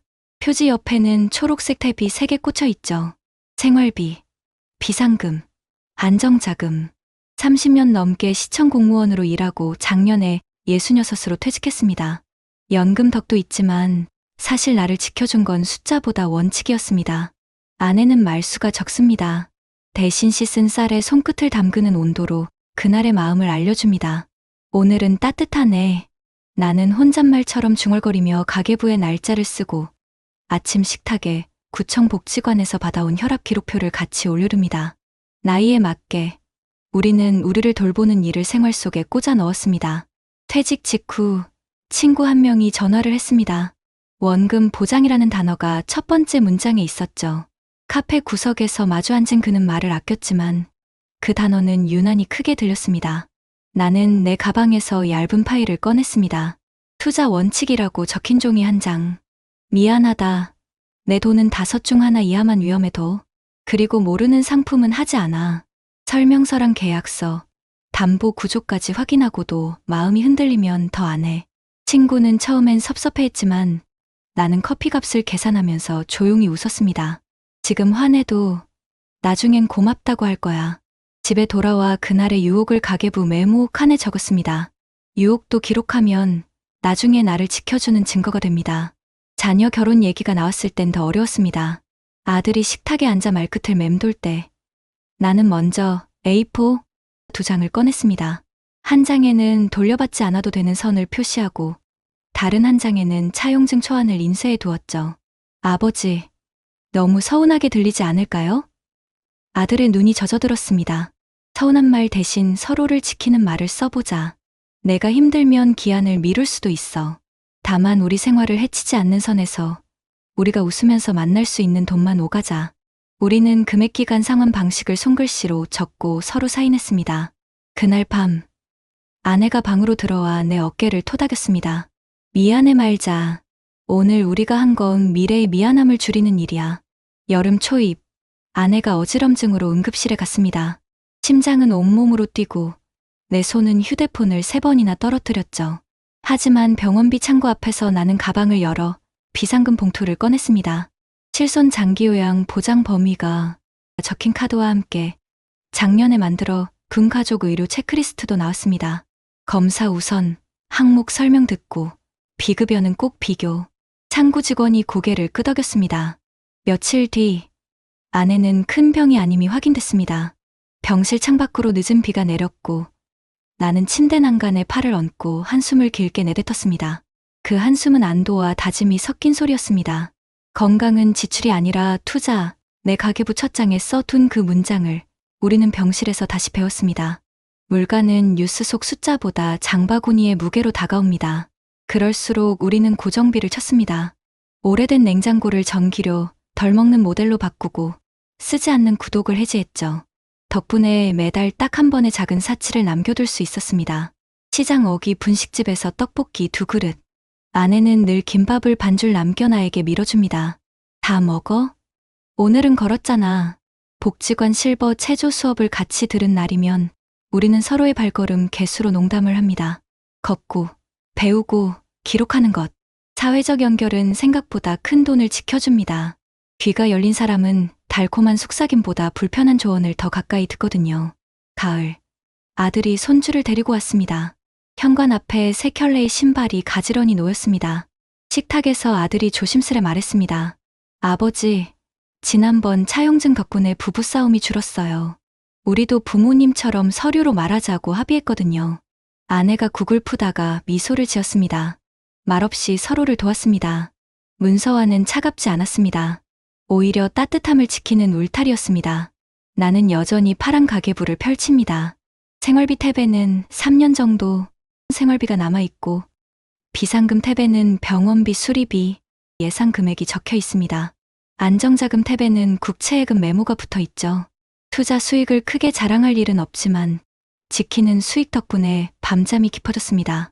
가끔 그 친구에게서 연락이 옵니다. 그는 이제 다른 일을 시작했고 예전보다 말이 많지 않습니다. 카페에서 마주 앉으면 나는 여전히 커피값을 계산합니다. 다만 그 자리에서 상품 설명서는 꺼내지 않습니다. 우리는 날씨 얘기를 하고 손주 얘기를 하고 서로의 혈압을 비교하며 웃습니다. 우정은 투자보다 오래가는 것을 올해 들어 더 자주 깨닫습니다. 밤이면 아내와 복지관 합창반에서 배운 노래를 흥얼거립니다. 창틀에 기대어 가계부 마지막 장의 하루를 정리합니다. 아침 산책 40분, 장보기 3만 원, 계란두부 미나리, 손주 책 선물 한 권 아들, 부부와 차용증 업데이트, 서로에게 고맙다는 말, 한 번, 그리고 가장 아래, 늘 같은 문장을 적습니다. 오늘도 원칙이 우리를 지켰다. 불 꺼진 거실에서 그 문장을 손끝으로 한 번 더 더듬고 가계부를 덮습니다. 파란 표지의 모서리가 조금 달았지만 그 다름은 불안이 아니라 생활의 흔적입니다. 이쯤에서 나는 조용히 지난 시절의 나에게 말을 겁니다. 덜 벌어도 괜찮다. 하지만 덜 흔들려야 평안하다. 나는 며칠 뒤 복지관 가계부 강좌에서 이 문장을 첫 장에 적을 겁니다. 그리고 칠판에 크게 쓰겠죠. 도움은 사랑이고 문서와는 배려입니다. 5 중 하나 이하, 욕심은 선을 넘지 않습니다. 건강을 지키는 날은 돈을 버는 날입니다. 창밖으로 가을바람이 살짝 들어옵니다. 전기밥솥에 잔열이 식탁을 데웁니다. 아내가 내 어깨에 담요를 걸쳐줍니다. 우리는 같은 쪽을 바라봅니다. 오늘도 그리고 내일도 돈은 숫자지만 평안은 습관이라는 걸 이제는 온몸이 압니다. 내 손에는 여전히 파란 가계부가, 마음에는 조용한 확신이 들었습니다. 그리고 나는 압니다. 이 조용한 확신이 우리의 노후를 행복하게 만드는 정반대의 선택이었다는 것을. 겨울이 깊어갈 무렵 갑작스러운 위기가 찾아왔습니다. 아내가 눈을 뜨지 못한 채 쓰러져 응급실로 실려갔습니다. 순간 머릿속이 하얘졌지만 내 손은 습관처럼 가방 속 비상금 봉투를 꺼냈습니다. 봉투 안에는 준비해둔 의료비 현금과 보험 보장 내역표가 함께 들어 있었죠. 의사가 비급여 항목이 추가됩니다라고 말했을 때 나는 침착하게 체크리스트를 펼쳐 질문했습니다. 어떤 치료가 필수인지, 보험 적용은 어디까지 되는지 설명 부탁드립니다. 간호사가 놀란 듯 나를 바라봤습니다. 하지만 그 순간 내 마음속에는 두려움보다 준비했으니 버틸 수 있다는 확신이 먼저 자리했습니다. 며칠간의 입원 끝에 다행히 큰 병은 아니었습니다. 아내가 병실 창가에 앉아 겨울 햇살을 받으며 내 손을 잡았습니다. 여보, 이렇게까지 준비해둔 당신 덕분에 내가 마음 놓고 치료받았어. 눈가가 촉촉해졌습니다. 나는 웃으며 대답했죠. 건강은 지출이 아니라 투자라고 했잖아. 이번에도 그게 증명된 거야. 그날 밤 병원 침대 옆에서 나는 파란 가계부에 이렇게 적었습니다. 위기는 언제든 온다. 하지만 준비는 위기를 기회로 만든다. 봄이 오자 아들이 다시 찾아왔습니다. 차용증에 따라 약속된 금액의 일부를 조금 늦게 갚겠다고 조심스레 말했습니다. 나는 서류를 함께 확인하며 말했다. 괜찮다. 중요한 건 우리가 이걸 서류로 기록했다는 거야. 너가 못 갚아서 사이가 틀어지는 일은 없을 거다. 아들은 눈시울이 붉어져서 아버지, 이렇게 배려해 주셔서 감사합니다라고 답했습니다. 그날 저녁 식탁 위에서 아내는 조용히 국을 퍼주며 말했다. 돈이 아니라 믿음을 지켰구나. 우리는 서로의 눈을 마주 보며 고개를 끄덕였습니다. 절정의 위기와 갈등을 지나며 나는 확신하게 되었습니다. 원칙은 차갑지 않았다. 오히려 가족을 따뜻하게 지켜주는 담요 같았다. 시간이 흘러 지금은 노후의 일상이 훨씬 단단해졌습니다. 매달 연금이 들어오면 나는 제일 먼저 가계부 스텝을 확인합니다. 생활비, 비상금, 안정자금. 단순한 분류지만 이 세 칸이 우리 부부의 마음을 지켜주었습니다. 아내는 복지관 합창단에 다니며 매주 새로운 노래를 배우고 나는 도서관에서 시니어 금융 강좌를 들으며 젊은 사람들 앞에서 경험담을 나눕니다. 강의 끝 누군가가 물었습니다. 선생님, 행복한 노후의 비결이 뭡니까? 나는 잠시 웃으며 파란 가계부를 꺼내 보였습니다. 이 안에 다 있습니다.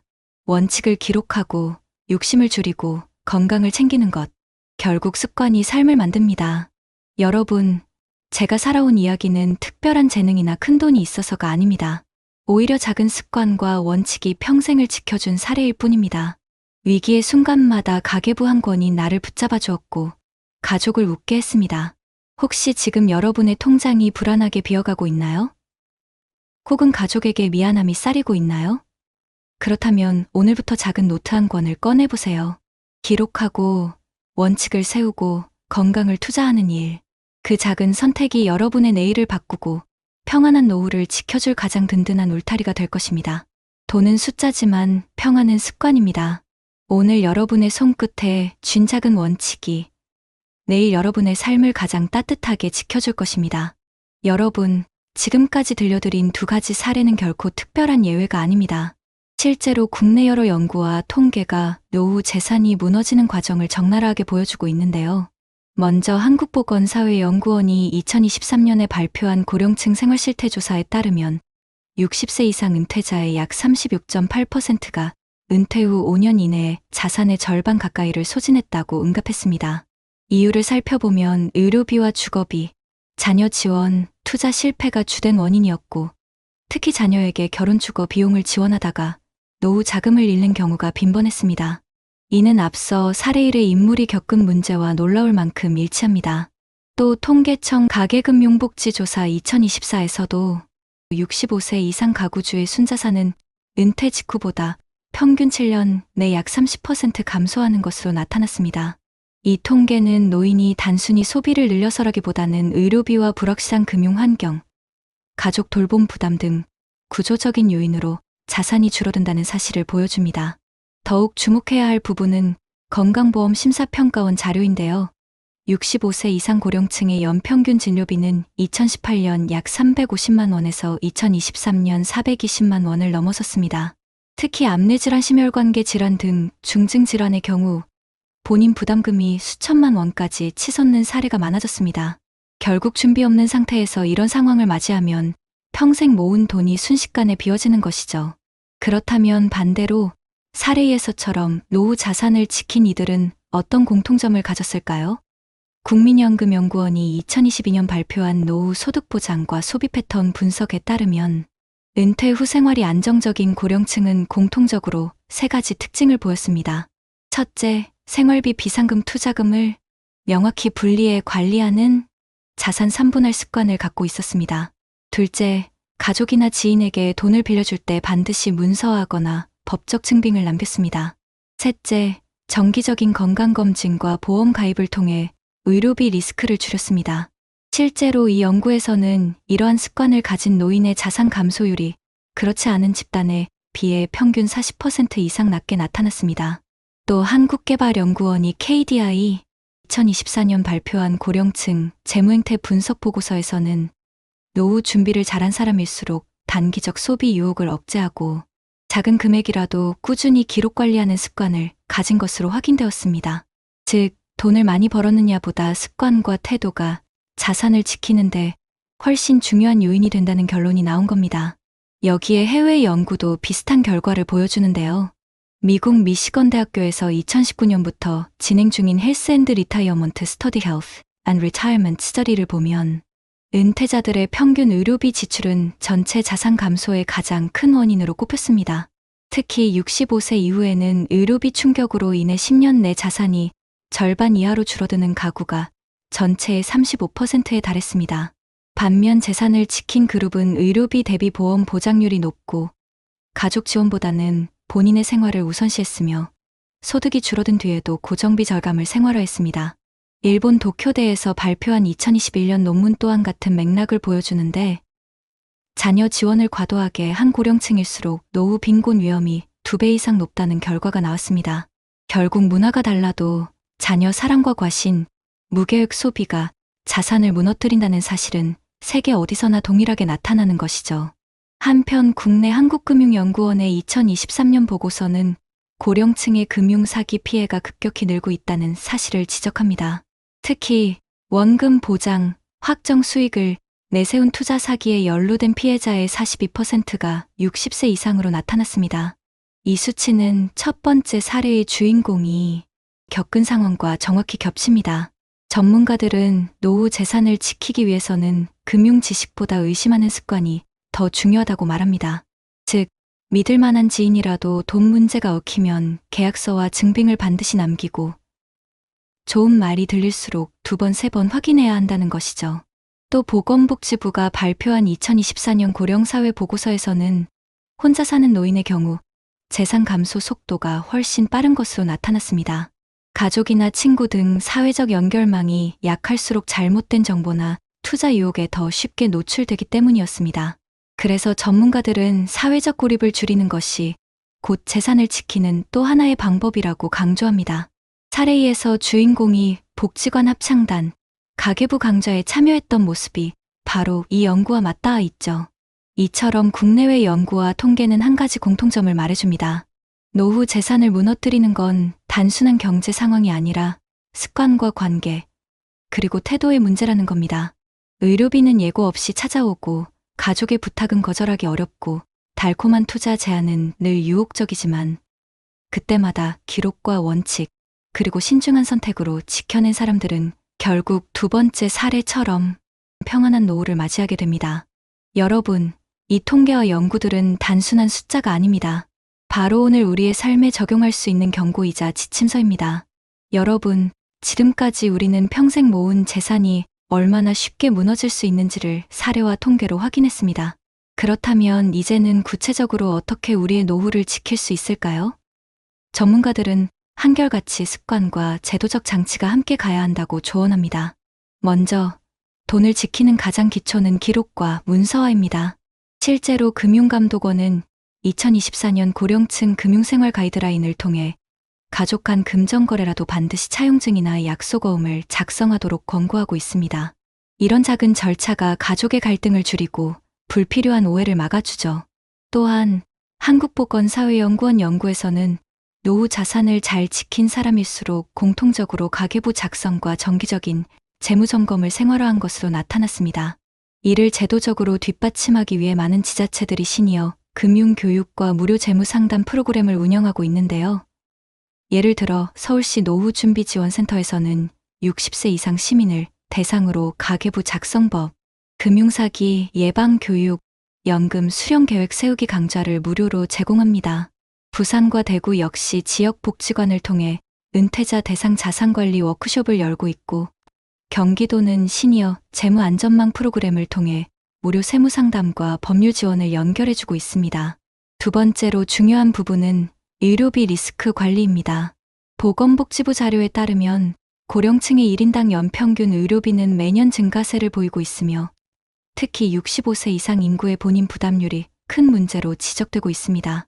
이에 정부는 2022년부터 고령층을 대상으로 한 노인 본인 부담 상한제를 시행하여 일정 금액 이상 의료비가 발생하면 초과 금액을 환급해주고 있고, 각 지자체도 이를 보완하기 위해 무료 건강검진, 예방접종, 이동검진 차량 지원 등 맞춤형 서비스를 확대하고 있습니다. 예를 들어 전북 전주시는 홀몸 어르신들을 대상으로 연 1회 무료 치매 검진과 생활건강 상담을 제공하고 있으며, 광주광역시 북구청은 고령층의 병원 이동을 돕기 위해 어르신 이동 지원 차량을 운영하고 있습니다. 3번째는 사회적 연결망 유지입니다. 한국금융연구원 보고서에 따르면 혼자 지내는 노인일수록 금융사기 피해율이 2배 이상 높았는데, 이는 단순히 돈의 문제가 아니라 고립된 상황에서 의사결정이 왜곡되기 때문입니다. 이를 막기 위해 서울, 인천, 대전 등 여러 지자체는 노인 커뮤니티 케어 사업을 실시하여 동네 복지관과 주민센터에서 취미운동 프로그램을 제공하며 어르신들의 사회적 관계망을 강화하고 있습니다. 전문가들은 이것이 단순한 여가 프로그램이 아니라 노후 자산을 지키는 방패막이라고 말합니다. 혼자가 아닌 함께의 삶이 잘못된 선택을 예방하기 때문이죠. 4번째로는 해외 사례를 참고할 필요가 있습니다. 일본은 우리와 마찬가지로 초고령 사회에 진입하면서 비슷한 문제를 겪었는데 일본 정부는 2018년 고령자 금융보호법을 도입하여 은행 창구에서 65세 이상 고객이 고위험 상품에 가입할 경우 가족 동의나 추가 서류 확인 절차를 의무화했습니다. 이 제도는 단순한 규제가 아니라 노후 자산이 불필요하게 유출되는 것을 미연에 막기 위한 안전장치였습니다. 미국 또한 에이지 프렌들리 파이낸스 프로그램 Age Friendly Finance 프로그램을 도입하여 금융기관 직원들이 고령층 고객의 투자 성향을 반드시 재확인하도록 했습니다. 영국은 한 발 더 나아가 지방정부 차원에서 시니어 머니 멘토 시니어 머니 멘토라는 제도를 운영하여 은퇴자들에게 1:1 무료 재무 상담을 연결해주고 있습니다. 이런 해외 제도들은 우리나라가 앞으로 참고할 만한 중요한 모델이며 이미 국내 일부 지자체에서도 시범 도입 움직임이 나타나고 있습니다. 5번째로는 세금과 연금 제도 활용입니다. 한국에는 고령층을 위한 세제 혜택이 다양하게 마련되어 있는데 예를 들어 고령자에 대한 연금소득세 공제, 장기 보유, 주택 양도세 감면, 상속세 증여세 공제 등이 있습니다. 하지만 많은 분들이 이를 제대로 알지 못해 놓치는 경우가 많습니다. 그래서 전문가들은 반드시 세무상담을 받아보라고 조언합니다. 실제로 기초지방자치단체에서도 무료 세무상담 창구를 운영하는 곳이 많아 예컨대 경기도 부천시는 은퇴자 대상 무료 세무상담 데이를 운영하고 서울 강서구청은 무임복지관 내에 세무상담 코너를 상시 운영합니다. 이런 제도를 활용하면 매년 수백만 원의 세금 절감을 통해 노후 재산을 지킬 수 있습니다. 마지막으로 여러분께 꼭 드리고 싶은 실질적인 조언은 기록하고 나누고 배우라는 겁니다. 작은 수입과 지출을 기록하는 습관, 가족과의 대화를 통해 원칙을 나누는 태도, 그리고 정부 지자체의 사례에서 배우는 지혜. 이 3가지가 함께할 때 비로소 우리의 노후는 안전해질 수 있습니다. 오늘도 통장 잔고만 들여다보기보다 무료 건강검진이나 세무상담, 복지관 강좌 같은 제도를 찾아보세요. 이미 여러분이 사는 지역에서 준비된 안전망이 존재하고 있고 그것을 활용하는 것이 곧 여러분의 재산을 지키는 가장 확실한 길입니다. 그리고 꼭 기억하세요. 돈은 모으는 순간보다 지키는 순간이 더 어렵습니다. 하지만 원칙과 제도를 손에 쥔다면 여러분의 노후는 충분히 평안할 수 있습니다. 낡은 통장 표지를 쓰다듬던 손끝, 파란 가계부를 덮으며 미소 짓던 손끝, 같은 세월을 살아왔지만 누군가는 절망을 붙잡았고 누군가는 희망을 기록했습니다. 여러분, 우리가 들었던 2가지 삶은 서로 다른 길이었지만 시작은 모두 같았습니다. 평생 땀 흘려 모은 퇴직금, 가족과 함께 하고 싶은 소박한 꿈, 그리고 노후에는 조금은 여유롭고 싶다는 소망. 그러나 한 분은 믿었던 친구의 말에 흔들려 재산을 잃고 자녀의 부탁을 거절하지 못해 집까지 팔아야 했습니다. 그분의 손에는 낡은 통장만이 남아 있었습니다. 반면 다른 분은 가족과도 문서로 원칙을 나누고 생활비비 상금 안정자금을 나누어 관리했으며 건강을 지출이 아닌 투자로 지켰습니다. 그분의 손에는 파란 가계부와 지켜낸 웃음이 남아 있었습니다. 우리 모두가 같은 길목에 서 있습니다. 누구도 친구에게 사기를 당하려고 돈을 맡기지 않았고 누구도 자녀를 돕고 싶어 하지 않은 부모가 아니었습니다.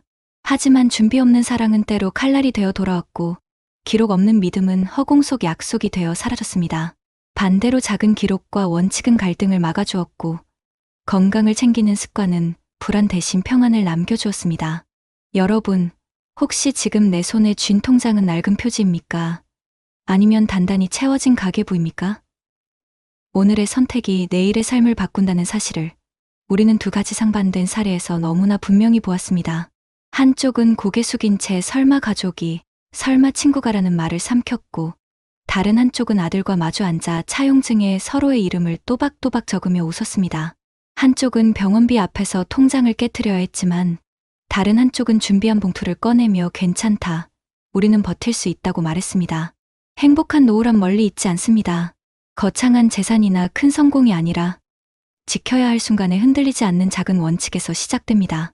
내 생활을 먼저 챙기고 가족에게는 미안하지 않도록 기록하며 건강을 투자로 받아들이는 그 작은 선택이 결국 평생의 평안을 지켜주는 것입니다. 사랑하는 가족에게 더 주고 싶은 마음, 이해합니다. 오랜 친구에게 한 번쯤 기대고 싶은 마음, 이해합니다. 하지만 여러분, 진정한 사랑은 내 삶을 지키면서 나누는 것입니다. 진정한 우정은 원칙을 세우면서 이어가는 것입니다. 내 삶이 무너지면 가족도, 친구도 함께 웃을 수 없기 때문입니다. 오늘 영상의 마지막에서 저는 여러분께 부탁드리고 싶습니다. 지금 당장 작은 노트 한 권을 꺼내보세요. 그리고 이렇게 써보세요. 도움은 기록으로, 재산은 분할로, 건강은 투자로. 이 세 줄이 여러분의 내일을 바꿀 수 있습니다. 낡은 통장만 남긴 채 한숨 쉬던 그분이 아니라 파란 가계부를 쓰다듬으며 가족과 웃던 그분처럼 우리도 그렇게 살았으면 합니다. 삶이 언제 어떻게 흔들릴지 몰라도 원칙을 지킨다면 우리는 끝내 무너지지 않을 것입니다. 여러분, 우리의 노후는 아직 쓰이지 않은 빈 페이지와 같습니다. 그 페이지에 절망을 적을지, 희망을 적을지는 지금 우리의 선택에 달려 있습니다. 부디 여러분 모두가 파란 가계부의 주인공처럼 기록과 원칙으로 삶을 지켜내시길 바랍니다. 그 선택이 바로 여러분의 눈물을 웃음으로, 불안을 평안으로 바꾸는 시작이 될 것입니다. 60대 남성이 통장 잔고 12만 원 남기고 병원비 800만 원을 맞았습니다. 퇴직 후 즐기려다 남은 건 빚뿐이었습니다. 여러분, 이게 먼 나라 얘기 같으신가요? 경기도 성남에 사는 62세 박용철 씨는 퇴직 후 시간을 좀 여유롭게 보내고 싶었습니다. 고생한 자신에게 주는 선물이라며 스쿠버 다이빙도 배우고 친구들과 골프도 시작했죠. 처음엔 건강을 위해서라고 말했지만 1년 반이 지나고 나니 보험은 해지됐고 통장엔 몇십만 원이 전부였습니다. 내가 평생 번 돈이 다 어디 갔지? 그는 이렇게 말했습니다. 혹시 여러분도 비슷한 생각 해보신 적 있나요? 열심히 살았고 자식들 다 키웠고 이제 나를 위해 살아야지 싶었는데 막상 통장은 텅 비고 미래는 더 막막해지는 느낌. 요즘은 병원비도 무섭고 물가도 오르고 손주 용돈까지 부담인데 그저 내 인생 한 번쯤은 나도 즐기고 싶어서 시작했던 취미 생활이 오히려 내 노후를 갉아먹는 흉기가 되어 돌아오는 경우가 적지 않습니다. 그런데 더 무서운 건 이런 일이 생각보다 흔하다는 사실입니다. 이미 수많은 분들이 나만을 위한 인생을 살고 싶다는 마음으로 소비를 시작했다가 노후 파산으로 이어지는 길목에 서 계십니다. 오늘 이 영상에서는 그 치명적인 실수의 흐름을 하나하나 짚어보려 합니다. 끝까지 보신다면 지금 멈춰야 할 씀씀이와 정말 나를 위한 삶이 무엇인지 분명히 찾으실 수 있을 겁니다. 본격적인 영상 시작 전에 구독과 좋아요는 영상 제작에 정말로 큰 힘이 됩니다. 또한 오늘의 영상에는 위에 말씀드린 내용과 관련된 대한민국에서 일어나고 있는 비참한 사례 한 가지와 그와 반대되는 사례를 소개해드리겠습니다.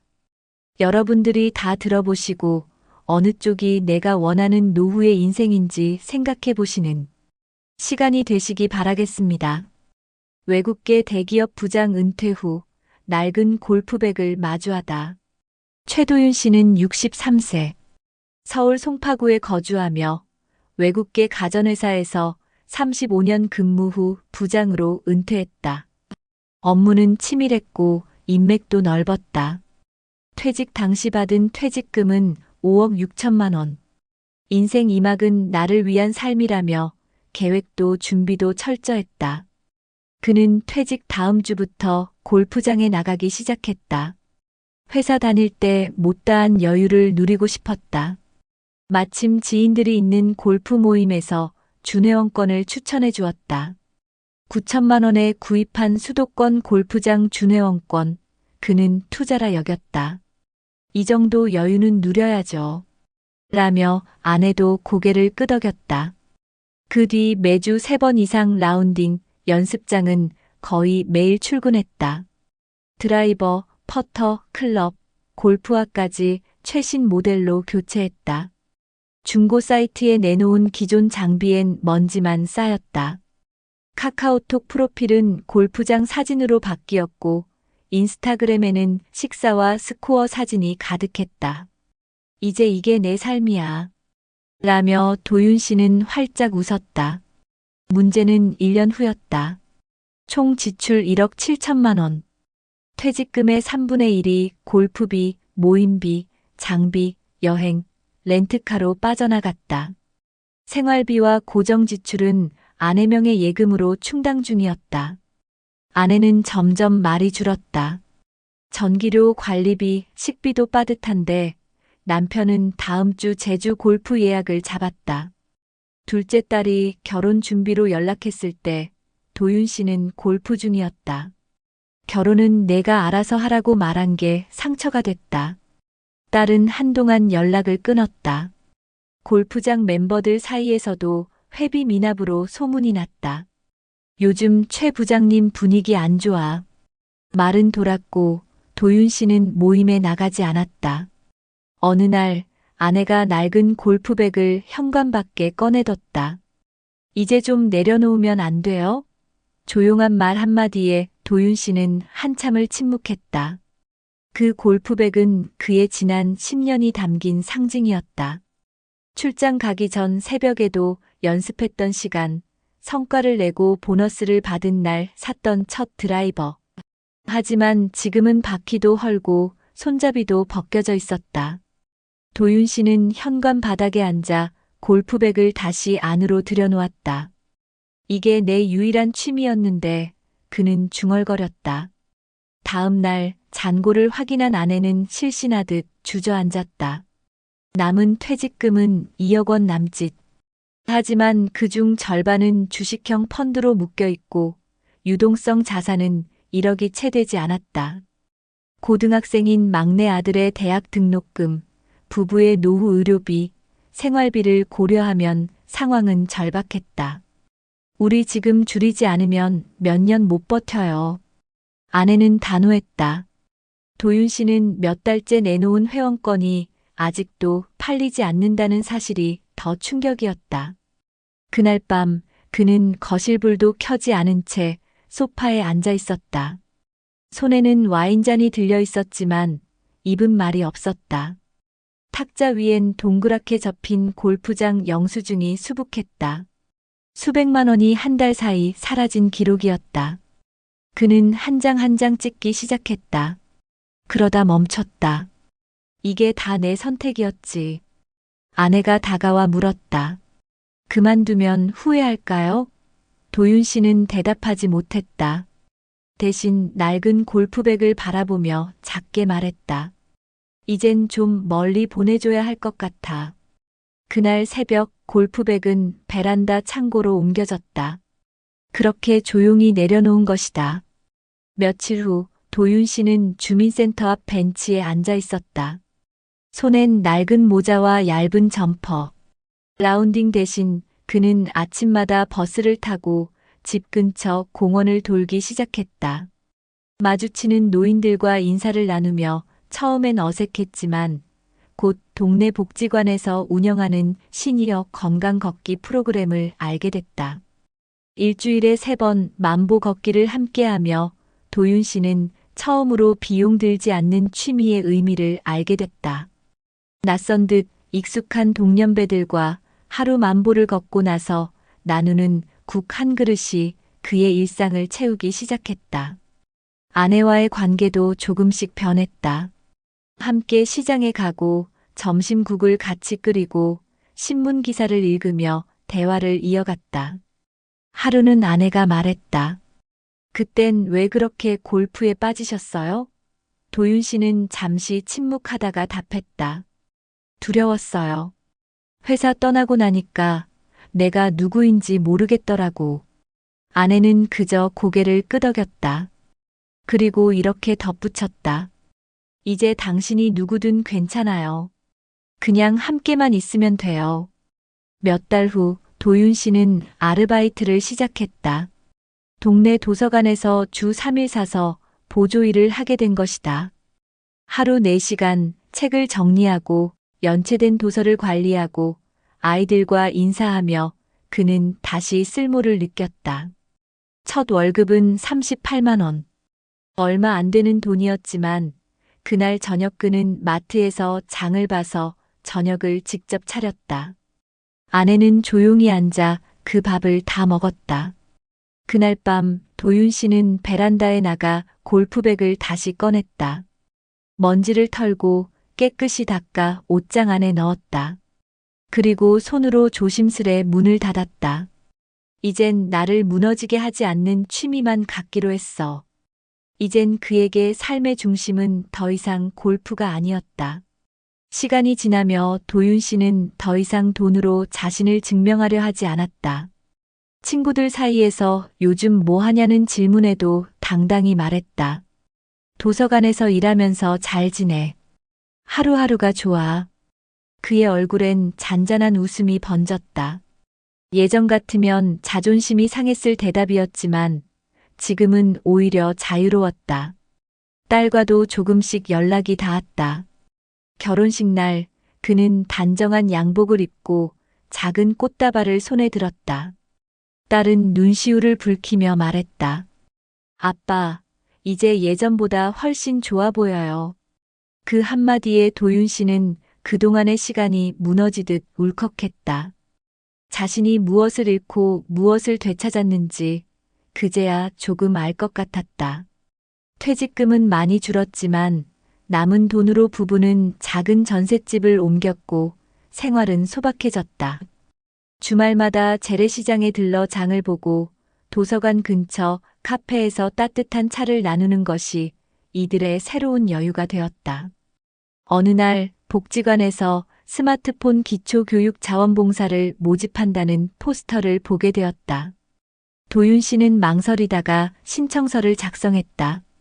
매주 금요일 스마트폰을 어려워하는 어르신들에게 앱 설치하는 법, 사진 찍는 법을 알려주는 시간이 시작됐다. 도윤 선생님, 다음에 또 봐요. 이 말이 그의 하루를 웃게 했다. 그가 가르치던 78세 이모 할머니는 손을 꼭 잡으며 말했다. 이렇게 자상한 분이 왜 이제 나타났을까요? 그 말에 도윤 씨는 얼굴이 붉어졌다. 예전엔 업무 성과로 듣던 칭찬이 전부였다면 이제는 사람 사이에서 전해지는 따뜻함이 전부였다. 그의 일상은 단조로웠지만 충만했다. 아침 7시 산책, 오전 10시 도서관 근무, 오후엔 복지관 자원봉사, 저녁엔 아내와의 TV 시청. 이젠 골프장 대신 벤치에서 사람들과 이야기를 나누고 최고급 클럽 대신 손에 든 건 작은 책과 공책이었다. 그가 바뀌었다는 걸 가장 먼저 알아챈 건 아내였다. 예전엔 말수가 적고 늘 스마트폰으로 골프 영상을 보던 남편이었지만 요즘은 식사 중에도 먼저 말을 걸고 아이들과의 이야기를 나누자고 먼저 말했다. 우리 은퇴하고 나서 이렇게 웃게 될 줄 몰랐어. 아내의 말에 도윤 씨는 웃으며 대답했다. 나도. 그때는 골프채에 내 인생이 달린 줄 알았지. 그날 밤 그는 일기장에 짧게 적었다. 늦게 배운 취미는 내 노후를 망가뜨릴 수도 있다. 하지만 사람과의 연결은 나를 다시 살게 한다. 이후 그는 복지관에서 제안한 시니어 멘토링 프로그램에 참여하게 되었다. 퇴직한 60대, 70대들이 청년 구직자들에게 사회 경험을 나누는 프로젝트였다. 처음엔 어색했지만 젊은이들이 묻는 질문들에 답하다 보니 자신도 모르게 표정이 환해졌다. 예전에 인턴 교육할 때랑 느낌이 비슷해. 그는 작은 목소리로 중얼거렸다. 가끔 친구들 모임에서 골프 이야기가 나오면 그는 미소를 짓는다. 요즘은 동네 놀이터에서 아이들과 배드민턴 쳐. 그게 더 재미있더라. 그의 말에 친구들은 처음엔 어이없다는 듯 웃었지만 이내 조용해졌다. 그리고 몇 달 후 함께 배드민턴을 치자는 연락이 왔다. 그의 변화를 부러워한 친구들이 먼저 다가온 것이다. 골프백은 아직도 창고 안에 있다. 도윤 씨는 가끔 그 앞을 지나치며 생각한다. 그 시절이 있었기에 지금의 내가 있는 거야. 후회는 없다. 다만 조금 더 일찍 내려놓았다면 하는 아쉬움은 남는다. 어느 일요일 딸 부부가 손주를 데리고 집에 왔다. 도윤 씨는 작은 과자를 사놓고 기다렸다. 거실에 들어온 손주는 할아버지 하며 달려들었고 그는 덥석 안아 올렸다. 이게 얼마만이냐? 예전엔 대화조차 끊겼던 딸이 조심스레 말했다. 아빠, 그때는 미안했어요. 아빠가 우리랑 멀어진 것 같아서. 도윤 씨는 고개를 저었다. 아니야, 미안한 건 나야. 너희들보다 내 여유가 더 소중한 줄 알았거든. 그날 저녁 손주가 돌아간 뒤 아내가 물었다. 이젠 괜찮아? 그는 창밖을 보며 대답했다. 응, 이제야 내 자리를 찾은 것 같아. 늦게나마. 그날 밤 그는 오랜만에 아내와 와인을 나눠 마셨다. 비싼 게 아니어도 좋았다.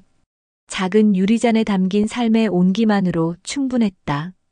며칠 뒤 그는 주민센터에서 노후 재정 점검 세미나를 신청했다. 젊은 시절엔 재무제표를 읽고 기업 분석을 하던 사람이었지만 이제는 자신의 삶을 위한 가계부를 다시 쓰기 시작한 것이다. 이 나이에 다시 계산기를 두드릴 줄 몰랐네요. 그가 웃자 옆자리에 앉은 노인이 말했다. 그게 사는 맛이죠. 그는 작은 노트를 하나 만들었다. 나를 위한 노후 기록.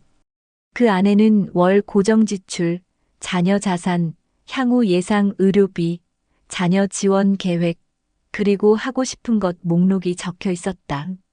그 첫 줄엔 이렇게 써 있었다. 내가 즐기되 나를 망치지 않는 것만 하자. 이제 그는 더 이상 허황된 여유를 쫓지 않는다. 친구들에게도 말한다. 지금 내 취미는 나와 내 가족이 웃을 수 있는 걸 찾는 거야. 누군가는 그게 뭐 그리 대단하냐고 했지만 도윤 씨는 알았다.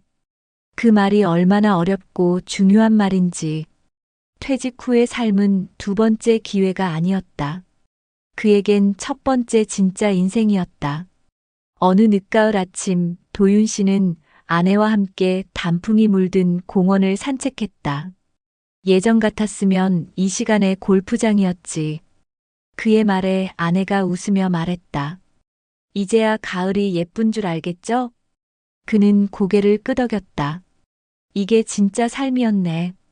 공원 벤치에 앉아 그는 손을 꼭 잡은 아내를 바라봤다. 고마워. 기다려줘서. 아내는 조용히 대답했다. 같이 버틴 거야. 우리 둘 다. 이제 도윤 씨에게 여유란 골프장이 아니라 따뜻한 국 한 그릇, 아내의 미소, 손주의 손길, 그리고 오늘 하루를 버틸 수 있는 체력이다. 그는 알게 됐다. 진짜 노후의 행복은 고급스러운 취미나 돈이 아니라 무너지지 않고 꾸준히 살아낼 수 있는 일상의 리듬이라는 걸. 그의 삶은 화려하지 않지만 단단해졌다. 이제 그는 매일 아침 거울을 보며 자신에게 말한다. 충분해. 지금 이대로도. 그날 이후로 그는 다시 매일 아침을 일찍 시작했다. 손에는 책 한 권, 마음에는 여유 한 줌. 이제 더 이상 그는 무언가를 증명하려 하지 않는다. 그냥 오늘 하루 아내와 함께 웃을 수 있다면 그것으로 충분했다. 이제 최도윤 씨의 삶엔 속도가 없다. 하지만 방향은 분명하다.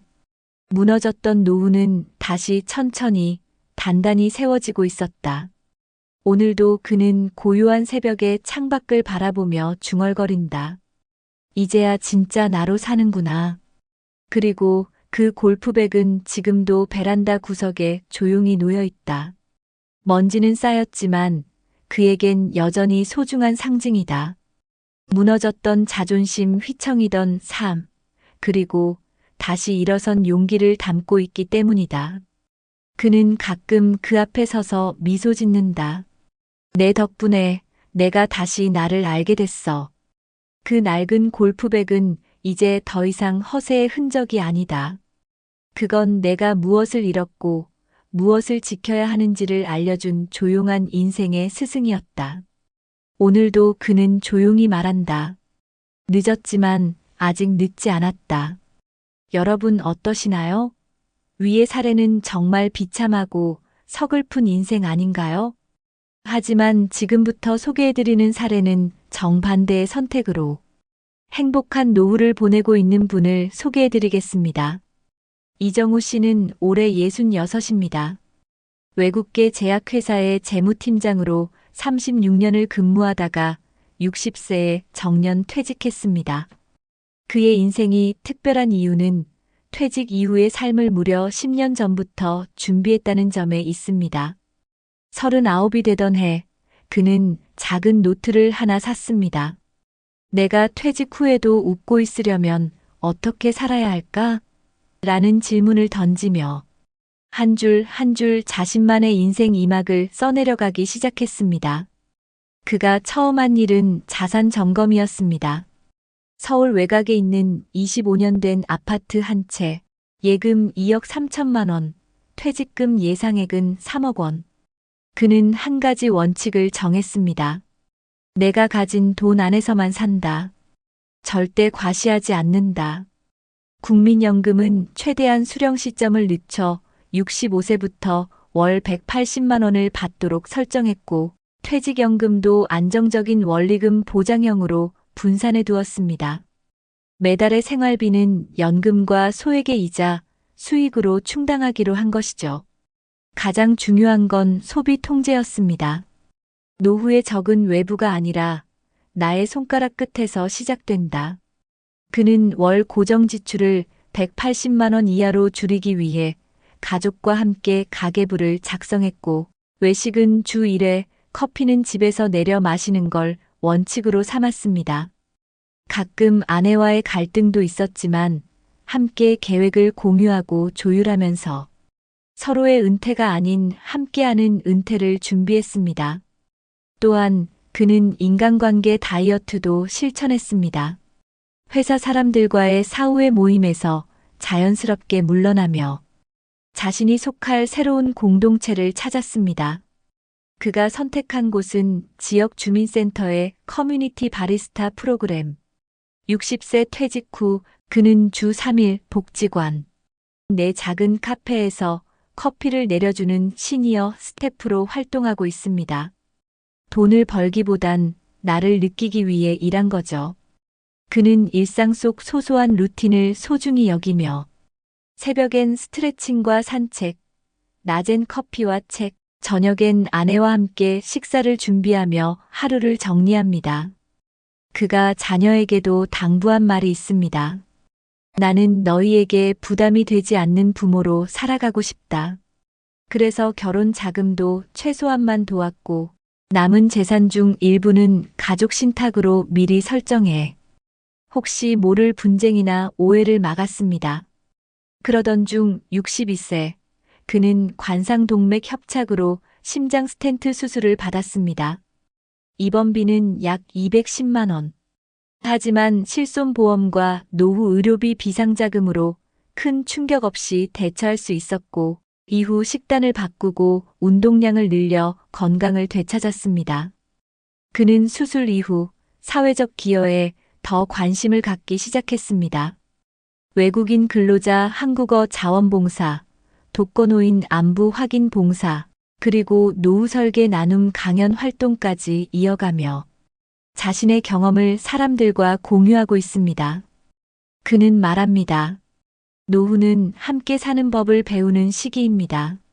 주말이면 손주의 손을 잡고 동네 공원을 걷고 집에 돌아오면 아내와 함께 반찬을 만들며 이런 대화를 나눕니다. 우린 비싼 골프장도 해외여행도 없었지만 마음이 늘 여유롭잖아. 그 순간이 그의 인생에서 가장 값진 행복입니다. 그는 매달 1일이면 자신의 노후 노트를 펼쳐 이번 달의 나를 점검합니다. 가계 점검, 건강 확인, 인간관계 정리, 새로운 취미 탐색. 그의 노후는 계획과 실천, 그리고 정서적 평온함으로 가득 차 있습니다. 그리고 매년 12월 마지막 날, 그는 혼자 올해도 잘 버텼고, 잘 웃었고, 잘 살아냈다. 는 편지를 자신에게 씁니다. 준비된 노후는 과시가 아니라 존엄입니다. 그는 더 이상 누군가에게 보여주기 위해 사는 것이 아니라 있는 그대로의 자신으로 충만하게 살아갑니다. 정우야, 오늘도 수고했어. 그가 매일 자기 자신에게 건네는 이 한마디가 그의 삶을 가장 아름답게 만들어줍니다. 많은 분들이 이렇게 말합니다. 은퇴 후엔 마음껏 하고 싶었던 걸 해보고 싶어요. 그런데 그 마음껏이라는 말이 얼마나 무서운지 아시나요? 마음이 가는 대로, 감정이 흐르는 대로 소비하면 노후는 정말 순식간에 무너집니다. 하지만 반대로 감정을 관리하고 나의 한계를 인정하고 환경에 맞는 선택을 할 수 있다면 우리는 얼마든지 존엄 있는 노후를 살아갈 수 있습니다. 그래서 우리는 지금부터 아주 구체적이고 현실적인 해결책들을 함께 살펴보려 합니다. 첫째, 우리 주변에 이미 존재하는 공공자원을 적극적으로 활용하는 것이 중요합니다. 예를 들어 서울시에서는 50플러스 재단을 통해 중장년층을 위한 커뮤니티 활동, 일거리 연계, 상담 프로그램 등을 무료 혹은 소액으로 제공합니다. 이곳에서는 고비용 취미 대신 지역 기반의 저비용 취미 모임과 봉사활동 중심의 커뮤니티가 활발하게 운영되고 있어 은퇴자들이 심리적 공허함을 건강하게 채우는데 큰 도움이 됩니다. 또한 경기도 고양시의 액티브 시니어 프로그램에서는 은퇴자들을 위한 맞춤형 운동, 평생교육, 독서 및 토론 모임 등이 마련되어 있으며 지역 도서관이나 체육센터를 무료로 이용할 수 있는 혜택도 제공됩니다. 부산 해운대구는 시니어 일자리 센터와 연계해 주 23일만 근무하는 경험형 일자리 제도를 운영하여 소득을 유지하면서도 취미를 절제할 수 있는 환경을 조성하고 있습니다. 둘째, 해외에서는 이러한 문제를 더 오래전부터 고민하며 다양한 정책적 대안을 시행 중입니다. 일본의 경우 은퇴자에게 연금 외 지출을 줄일 수 있도록 지역 기반 공공레저 카드 제도를 운영하고 있습니다. 이 제도를 활용하면 골프 스포츠 도서관 문화센터 등에서 할인된 가격으로 시설을 이용할 수 있으며 정해진 횟수만큼만 즐기도록 제한되어 있습니다. 이 시스템은 심리적 욕구를 해소하면서도 지출을 제어할 수 있는 매우 효과적인 방법으로 평가받고 있습니다. 독일은 은퇴자에게 노후 준비 코칭 프로그램을 제공하며 매년 소비 패턴을 점검하고 필요한 교육을 받도록 지원합니다. 재정적 자기성찰 루틴이란 이름으로 운영되는 이 프로그램은 공무원 연금 수령자부터 일반 노동자까지 폭넓게 적용되고 있으며 재정 파탄을 예방하는 데 매우 긍정적인 효과를 보고 있습니다. 셋째, 전문가들은 노후에도 소비는 습관이다라고 강조합니다. 결국 돈을 어떻게 쓰는가는 일상의 루틴에서 비롯된다는 말입니다. 그러므로 다음과 같은 구체적인 생활 수칙을 추천합니다. 첫 번째, 매월 말 소비 일기를 써보는 겁니다. 어디에 돈을 썼는지, 그 소비가 나를 얼마나 기쁘게 했는지를 기록해 보세요. 두 번째, 무료로 얻을 수 있는 기쁨 리스트를 만들어 보는 것도 좋습니다. 공원 산책, 아침의 따뜻한 햇살, 동네 어르신들과의 대화, 손주와 함께 만든 저녁 식사. 이런 것들은 돈 한 푼 들지 않지만 마음을 풍요롭게 만듭니다. 세 번째, 비용을 나누는 취미를 찾아보세요. 혼자 즐기는 골프가 아니라 셋이 함께 걷는 트레킹, 넷이 모여 나누는 클래식 음악 감상처럼 말이죠. 마지막으로 매년 한 번은 나의 소비 목표를 정리해 보세요. 꼭 필요한 것, 버릴 것, 줄일 것, 그리고 나누고 싶은 것을 적어보는 겁니다. 이 작은 습관들이 결국 노후를 지키는 강력한 방패가 될 것입니다. 무엇보다 중요한 건 비교하지 않는 자세입니다. 은퇴 후 무너지는 소비는 단지 돈의 문제가 아닙니다. 남들과 같아야 한다는 감정, 내가 누리지 못한 걸 이제라도 누려야 한다는 집착이 문제의 근원입니다. 행복한 노후를 보내고 있는 많은 사람들은 입을 모아 말합니다. 노후는 경쟁이 아니라 평화의 시간이다. 나만의 속도, 나만의 방식, 그리고 나만의 가치로 살아가는 사람들만이 진짜 안정과 만족을 누릴 수 있습니다. 이제는 많이 벌어야 좋은 노후라는 낡은 공식을 버려야 할 때입니다. 대신 적게 써도 충분히 행복할 수 있다는 새로운 공식을 받아들이는 것입니다. 그리고 그 시작은 거창하지 않습니다. 오늘 하루 내가 지출한 영수증 하나를 다시 들여다보는 것에서 출발하면 됩니다. 지금 이 순간의 작은 선택이 10년 후 나의 삶을 바꿉니다. 실제로 서울 관악구에 사는 68세 박정민 어르신은 퇴직 후 골프 대신 동네 복지관에서 우쿨렐레를 배우기 시작했습니다. 처음엔 서툴렀지만 지금은 친구들과 작은 동호회를 만들어 동네 경로당에서 공연도 다닙니다. 비용은 월 1만 원 이내, 오히려 자원봉사로 더 큰 보람을 느낀다고 합니다. 이처럼 방향만 잘 잡으면 노후는 훨씬 더 단단하고 따뜻해질 수 있습니다. 여러분의 노후는 어떤가요? 지금 내가 즐기고 있는 소비가 나를 행복하게 해주고 있나요? 아니면 남의 시선을 의식한 선택은 아니었나요? 이런 질문에 솔직해질 때 우리는 비로소 나다운 노후를 준비할 수 있습니다. 지금부터라도 조심스럽게, 그러나 용기 있게 내 삶을 점검해 보세요. 정부나 지자체의 도움도 받을 수 있고 가족들과 솔직한 대화를 나눠볼 수도 있습니다. 나를 위해, 그리고 나를 사랑하는 사람들을 위해 절제된 소비와 꾸준한 점검을 실천하는 것. 그것이 결국 지혜로운 노후로 가는 길입니다. 행복은 결국 내 삶에 맞는 균형에서 비롯된다는 사실 잊지 마세요. 한 해외 시니어 연구소의 보고서에서는 이렇게 말합니다. 은퇴 후 소비 습관은 그 사람의 지난 삶을 고스란히 반영한다. 그만큼 무의식적이고 자동적인 행동이라는 겁니다. 그래서 더욱 경계해야 합니다. 특히 경제적 자유라는 단어에 현혹되기 쉬운 이 시기엔 자유보다 책임이 더 중요합니다. 독일의 한 노후 재정 전문가도 강조합니다. 은퇴자들에게 필요한 건 더 많은 돈이 아니라 덜 후회할 소비 구조다. 우리가 매일 하는 소비는 결코 사소하지 않습니다. 작은 지출 하나가 내일의 여유, 그리고 10년 뒤의 안정과 직결되기 때문입니다. 이제 우리는 한 걸음씩 내딛어야 합니다.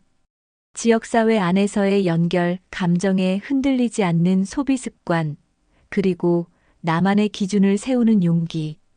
이 세 가지가 모이면 어떤 상황에서도 무너지지 않는 노후를 만들 수 있습니다. 결국 노후는 어떻게 살 것인가의 질문이고 그 답은 지금 우리가 내리는 작은 결정들 속에 있습니다. 여러분, 오늘 하루 무엇을 선택하시겠습니까? 어떤 사람은 말합니다. 나는 지금이 제일 자유로워요. 뭐든 할 수 있어요. 하지만 그 자유는 방향을 잃은 순간 부메랑처럼 돌아와 우리 삶을 무너뜨릴 수 있습니다. 진짜 자유는 선택의 책임을 질 수 있을 때 주어집니다. 나의 소비, 나의 시간, 나의 인간관계. 이 모든 것의 중심을 잡을 수 있어야 비로소 우리는 안정된 노후라는 항구에 닿을 수 있습니다. 여러분의 삶이 무너지지 않기 위해 지금부터 하나씩 실천해 보세요. 아침마다 영수증을 정리해 보는 것부터 지역 복지관의 프로그램을 하나 찾아 신청해 보는 것까지 작은 행동이 쌓이면 인생이 바뀝니다. 그리고 그 변화는 결코 멀리 있지 않습니다. 어쩌면 지금 이 글을 읽고 있는 바로 이 순간부터가 새로운 시작일지도 모릅니다. 우리 모두에게는 제임학의 인생이 있습니다.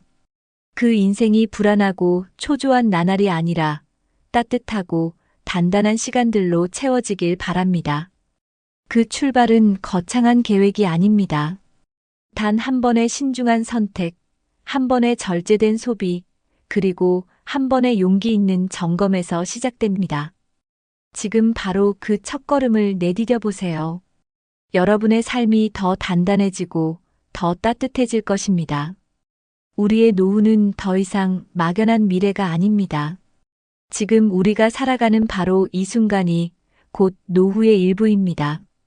그러니 오늘 하루를 낭비하지 마세요. 오늘을 잘 사는 것이 곧 내일의 안정이고 모레의 기쁨입니다. 진짜 후회 없는 노후를 위해 지금 이 순간부터 우리가 바꿀 수 있습니다. 바로 당신의 선택으로부터. 지금이 아니면 늦습니다. 당신의 미래는 당신의 손에 달려 있습니다. 행복한 노후는 멀리 있지 않습니다. 오늘 당신이 내딛는 그 한 걸음이 바로 그 시작입니다. 지금 당신의 노후를 다시 설계해 보세요. 많은 분들이 이렇게 말합니다. 은퇴 후엔 마음껏 하고 싶었던 걸 해보고 싶어요. 그런데 그 마음껏이라는 말이 얼마나 무서운지 아시나요? 마음이 가는 대로, 감정이 흐르는 대로 소비하면 노후는 정말 순식간에 무너집니다. 하지만 반대로 감정을 관리하고 나의 한계를 인정하고 환경에 맞는 선택을 할 수 있다면 우리는 얼마든지 존엄 있는 노후를 살아갈 수 있습니다. 그래서 우리는 지금부터 아주 구체적이고 현실적인 해결책들을 함께 살펴보려 합니다. 첫째, 우리 주변에 이미 존재하는 공공자원을 적극적으로 활용하는 것이 중요합니다. 예를 들어 서울시에서는 50플러스 재단을 통해 중장년층을 위한 커뮤니티 활동, 일거리 연계, 상담 프로그램 등을 무료 혹은 소액으로 제공합니다. 이곳에서는 고비용 취미 대신 지역 기반의 저비용 취미 모임과 봉사활동 중심의 커뮤니티가 활발하게 운영되고 있어 은퇴자들이 심리적 공허함을 건강하게 채우는데 큰 도움이 됩니다.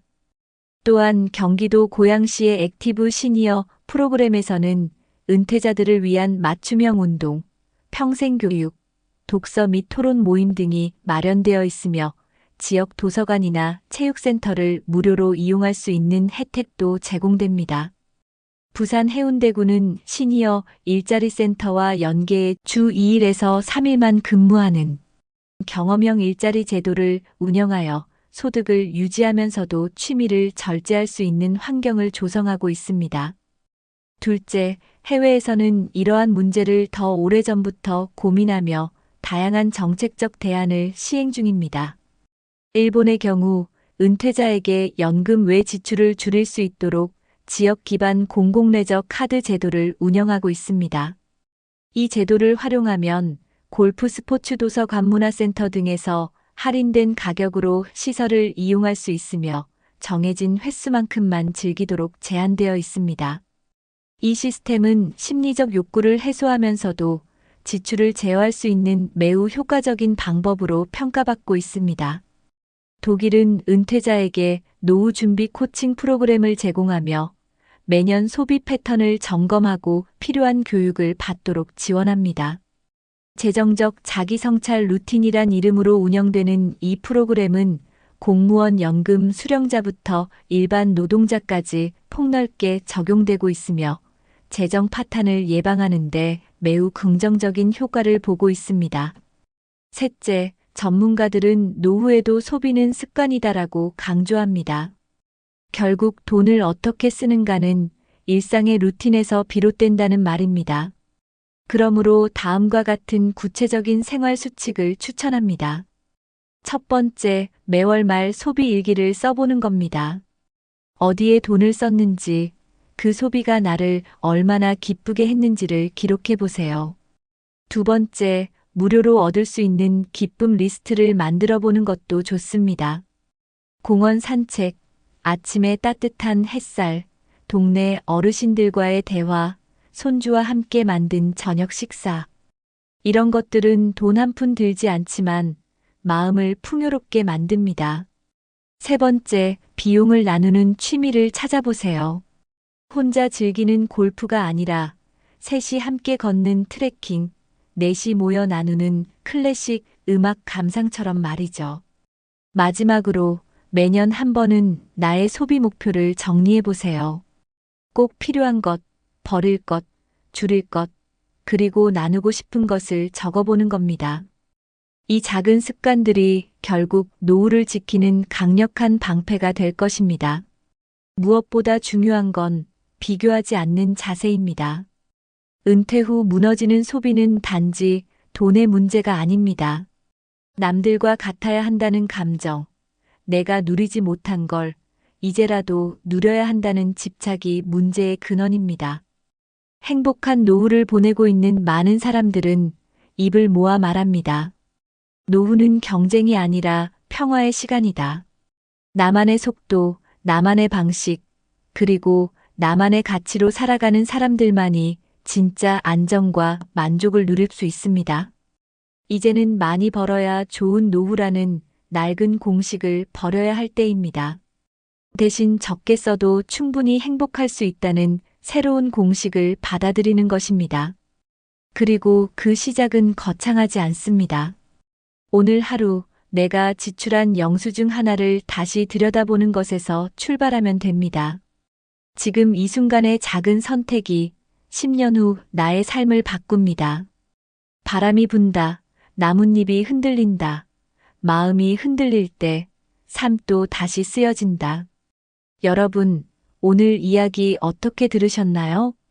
은퇴 후 낯선 자유 속에 헤매다 결국 경제적 한계에 부딪혀버린 이태훈 씨의 살. 젊은 시절 열심히 일했지만 은퇴 후에는 감정과 욕망을 제대로 조절하지 못해 무너졌던 그 현실은 우리 모두에게 내일의 내가 될 수 있는 이야기였습니다. 반대로 또 한 사람 김병도 씨의 삶은 달랐습니다. 그는 자산이 크지 않아도 자신의 경제력을 정확히 파악했고 허용 대신 절제를 택했죠. 지역 복지관의 프로그램을 적극 활용하며 단출하지만 따뜻한 노후를 만들고 있습니다. 소소한 취미, 조용한 일상 속에서도 그는 말합니다. 지금이 제일 행복합니다. 누구와도 비교하지 않고 나답게 사는 게 참 좋습니다. 이 둘의 차이는 어디서 왔을까요? 큰 돈의 유무도 아니고 특별한 운도 아닙니다. 바로 선택입니다. 어떤 길을 걸을지, 어떤 마음으로 노후를 맞이할지, 그 작은 차이가 인생의 마지막 장을 완전히 다르게 만들었습니다. 여러분, 우리 모두는 여전히 선택할 수 있습니다. 지금이라도 방향을 바꿀 수 있고 작게나마 준비를 다시 시작할 수 있습니다. 욕망보다 균형을, 비교보다 평화를 선택할 수 있습니다.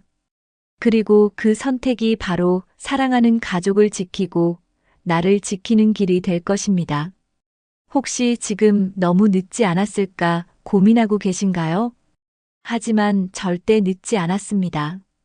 오늘 이 영상을 본 이 순간이 바로 새 출발의 시작입니다. 여러분의 인생은 아직 끝나지 않았습니다. 여러분의 노후는 아직 따뜻하게 피어날 수 있습니다. 그러니 우리 함께 조금 더 신중하게, 조금 더 지혜롭게, 그리고 무엇보다 나답게 살아보는 건 어떨까요? 눈물로 마무리하는 인생이 아니라 미소로 되새김질할 수 있는 인생을 위해 지금 함께 걸어가 보시죠.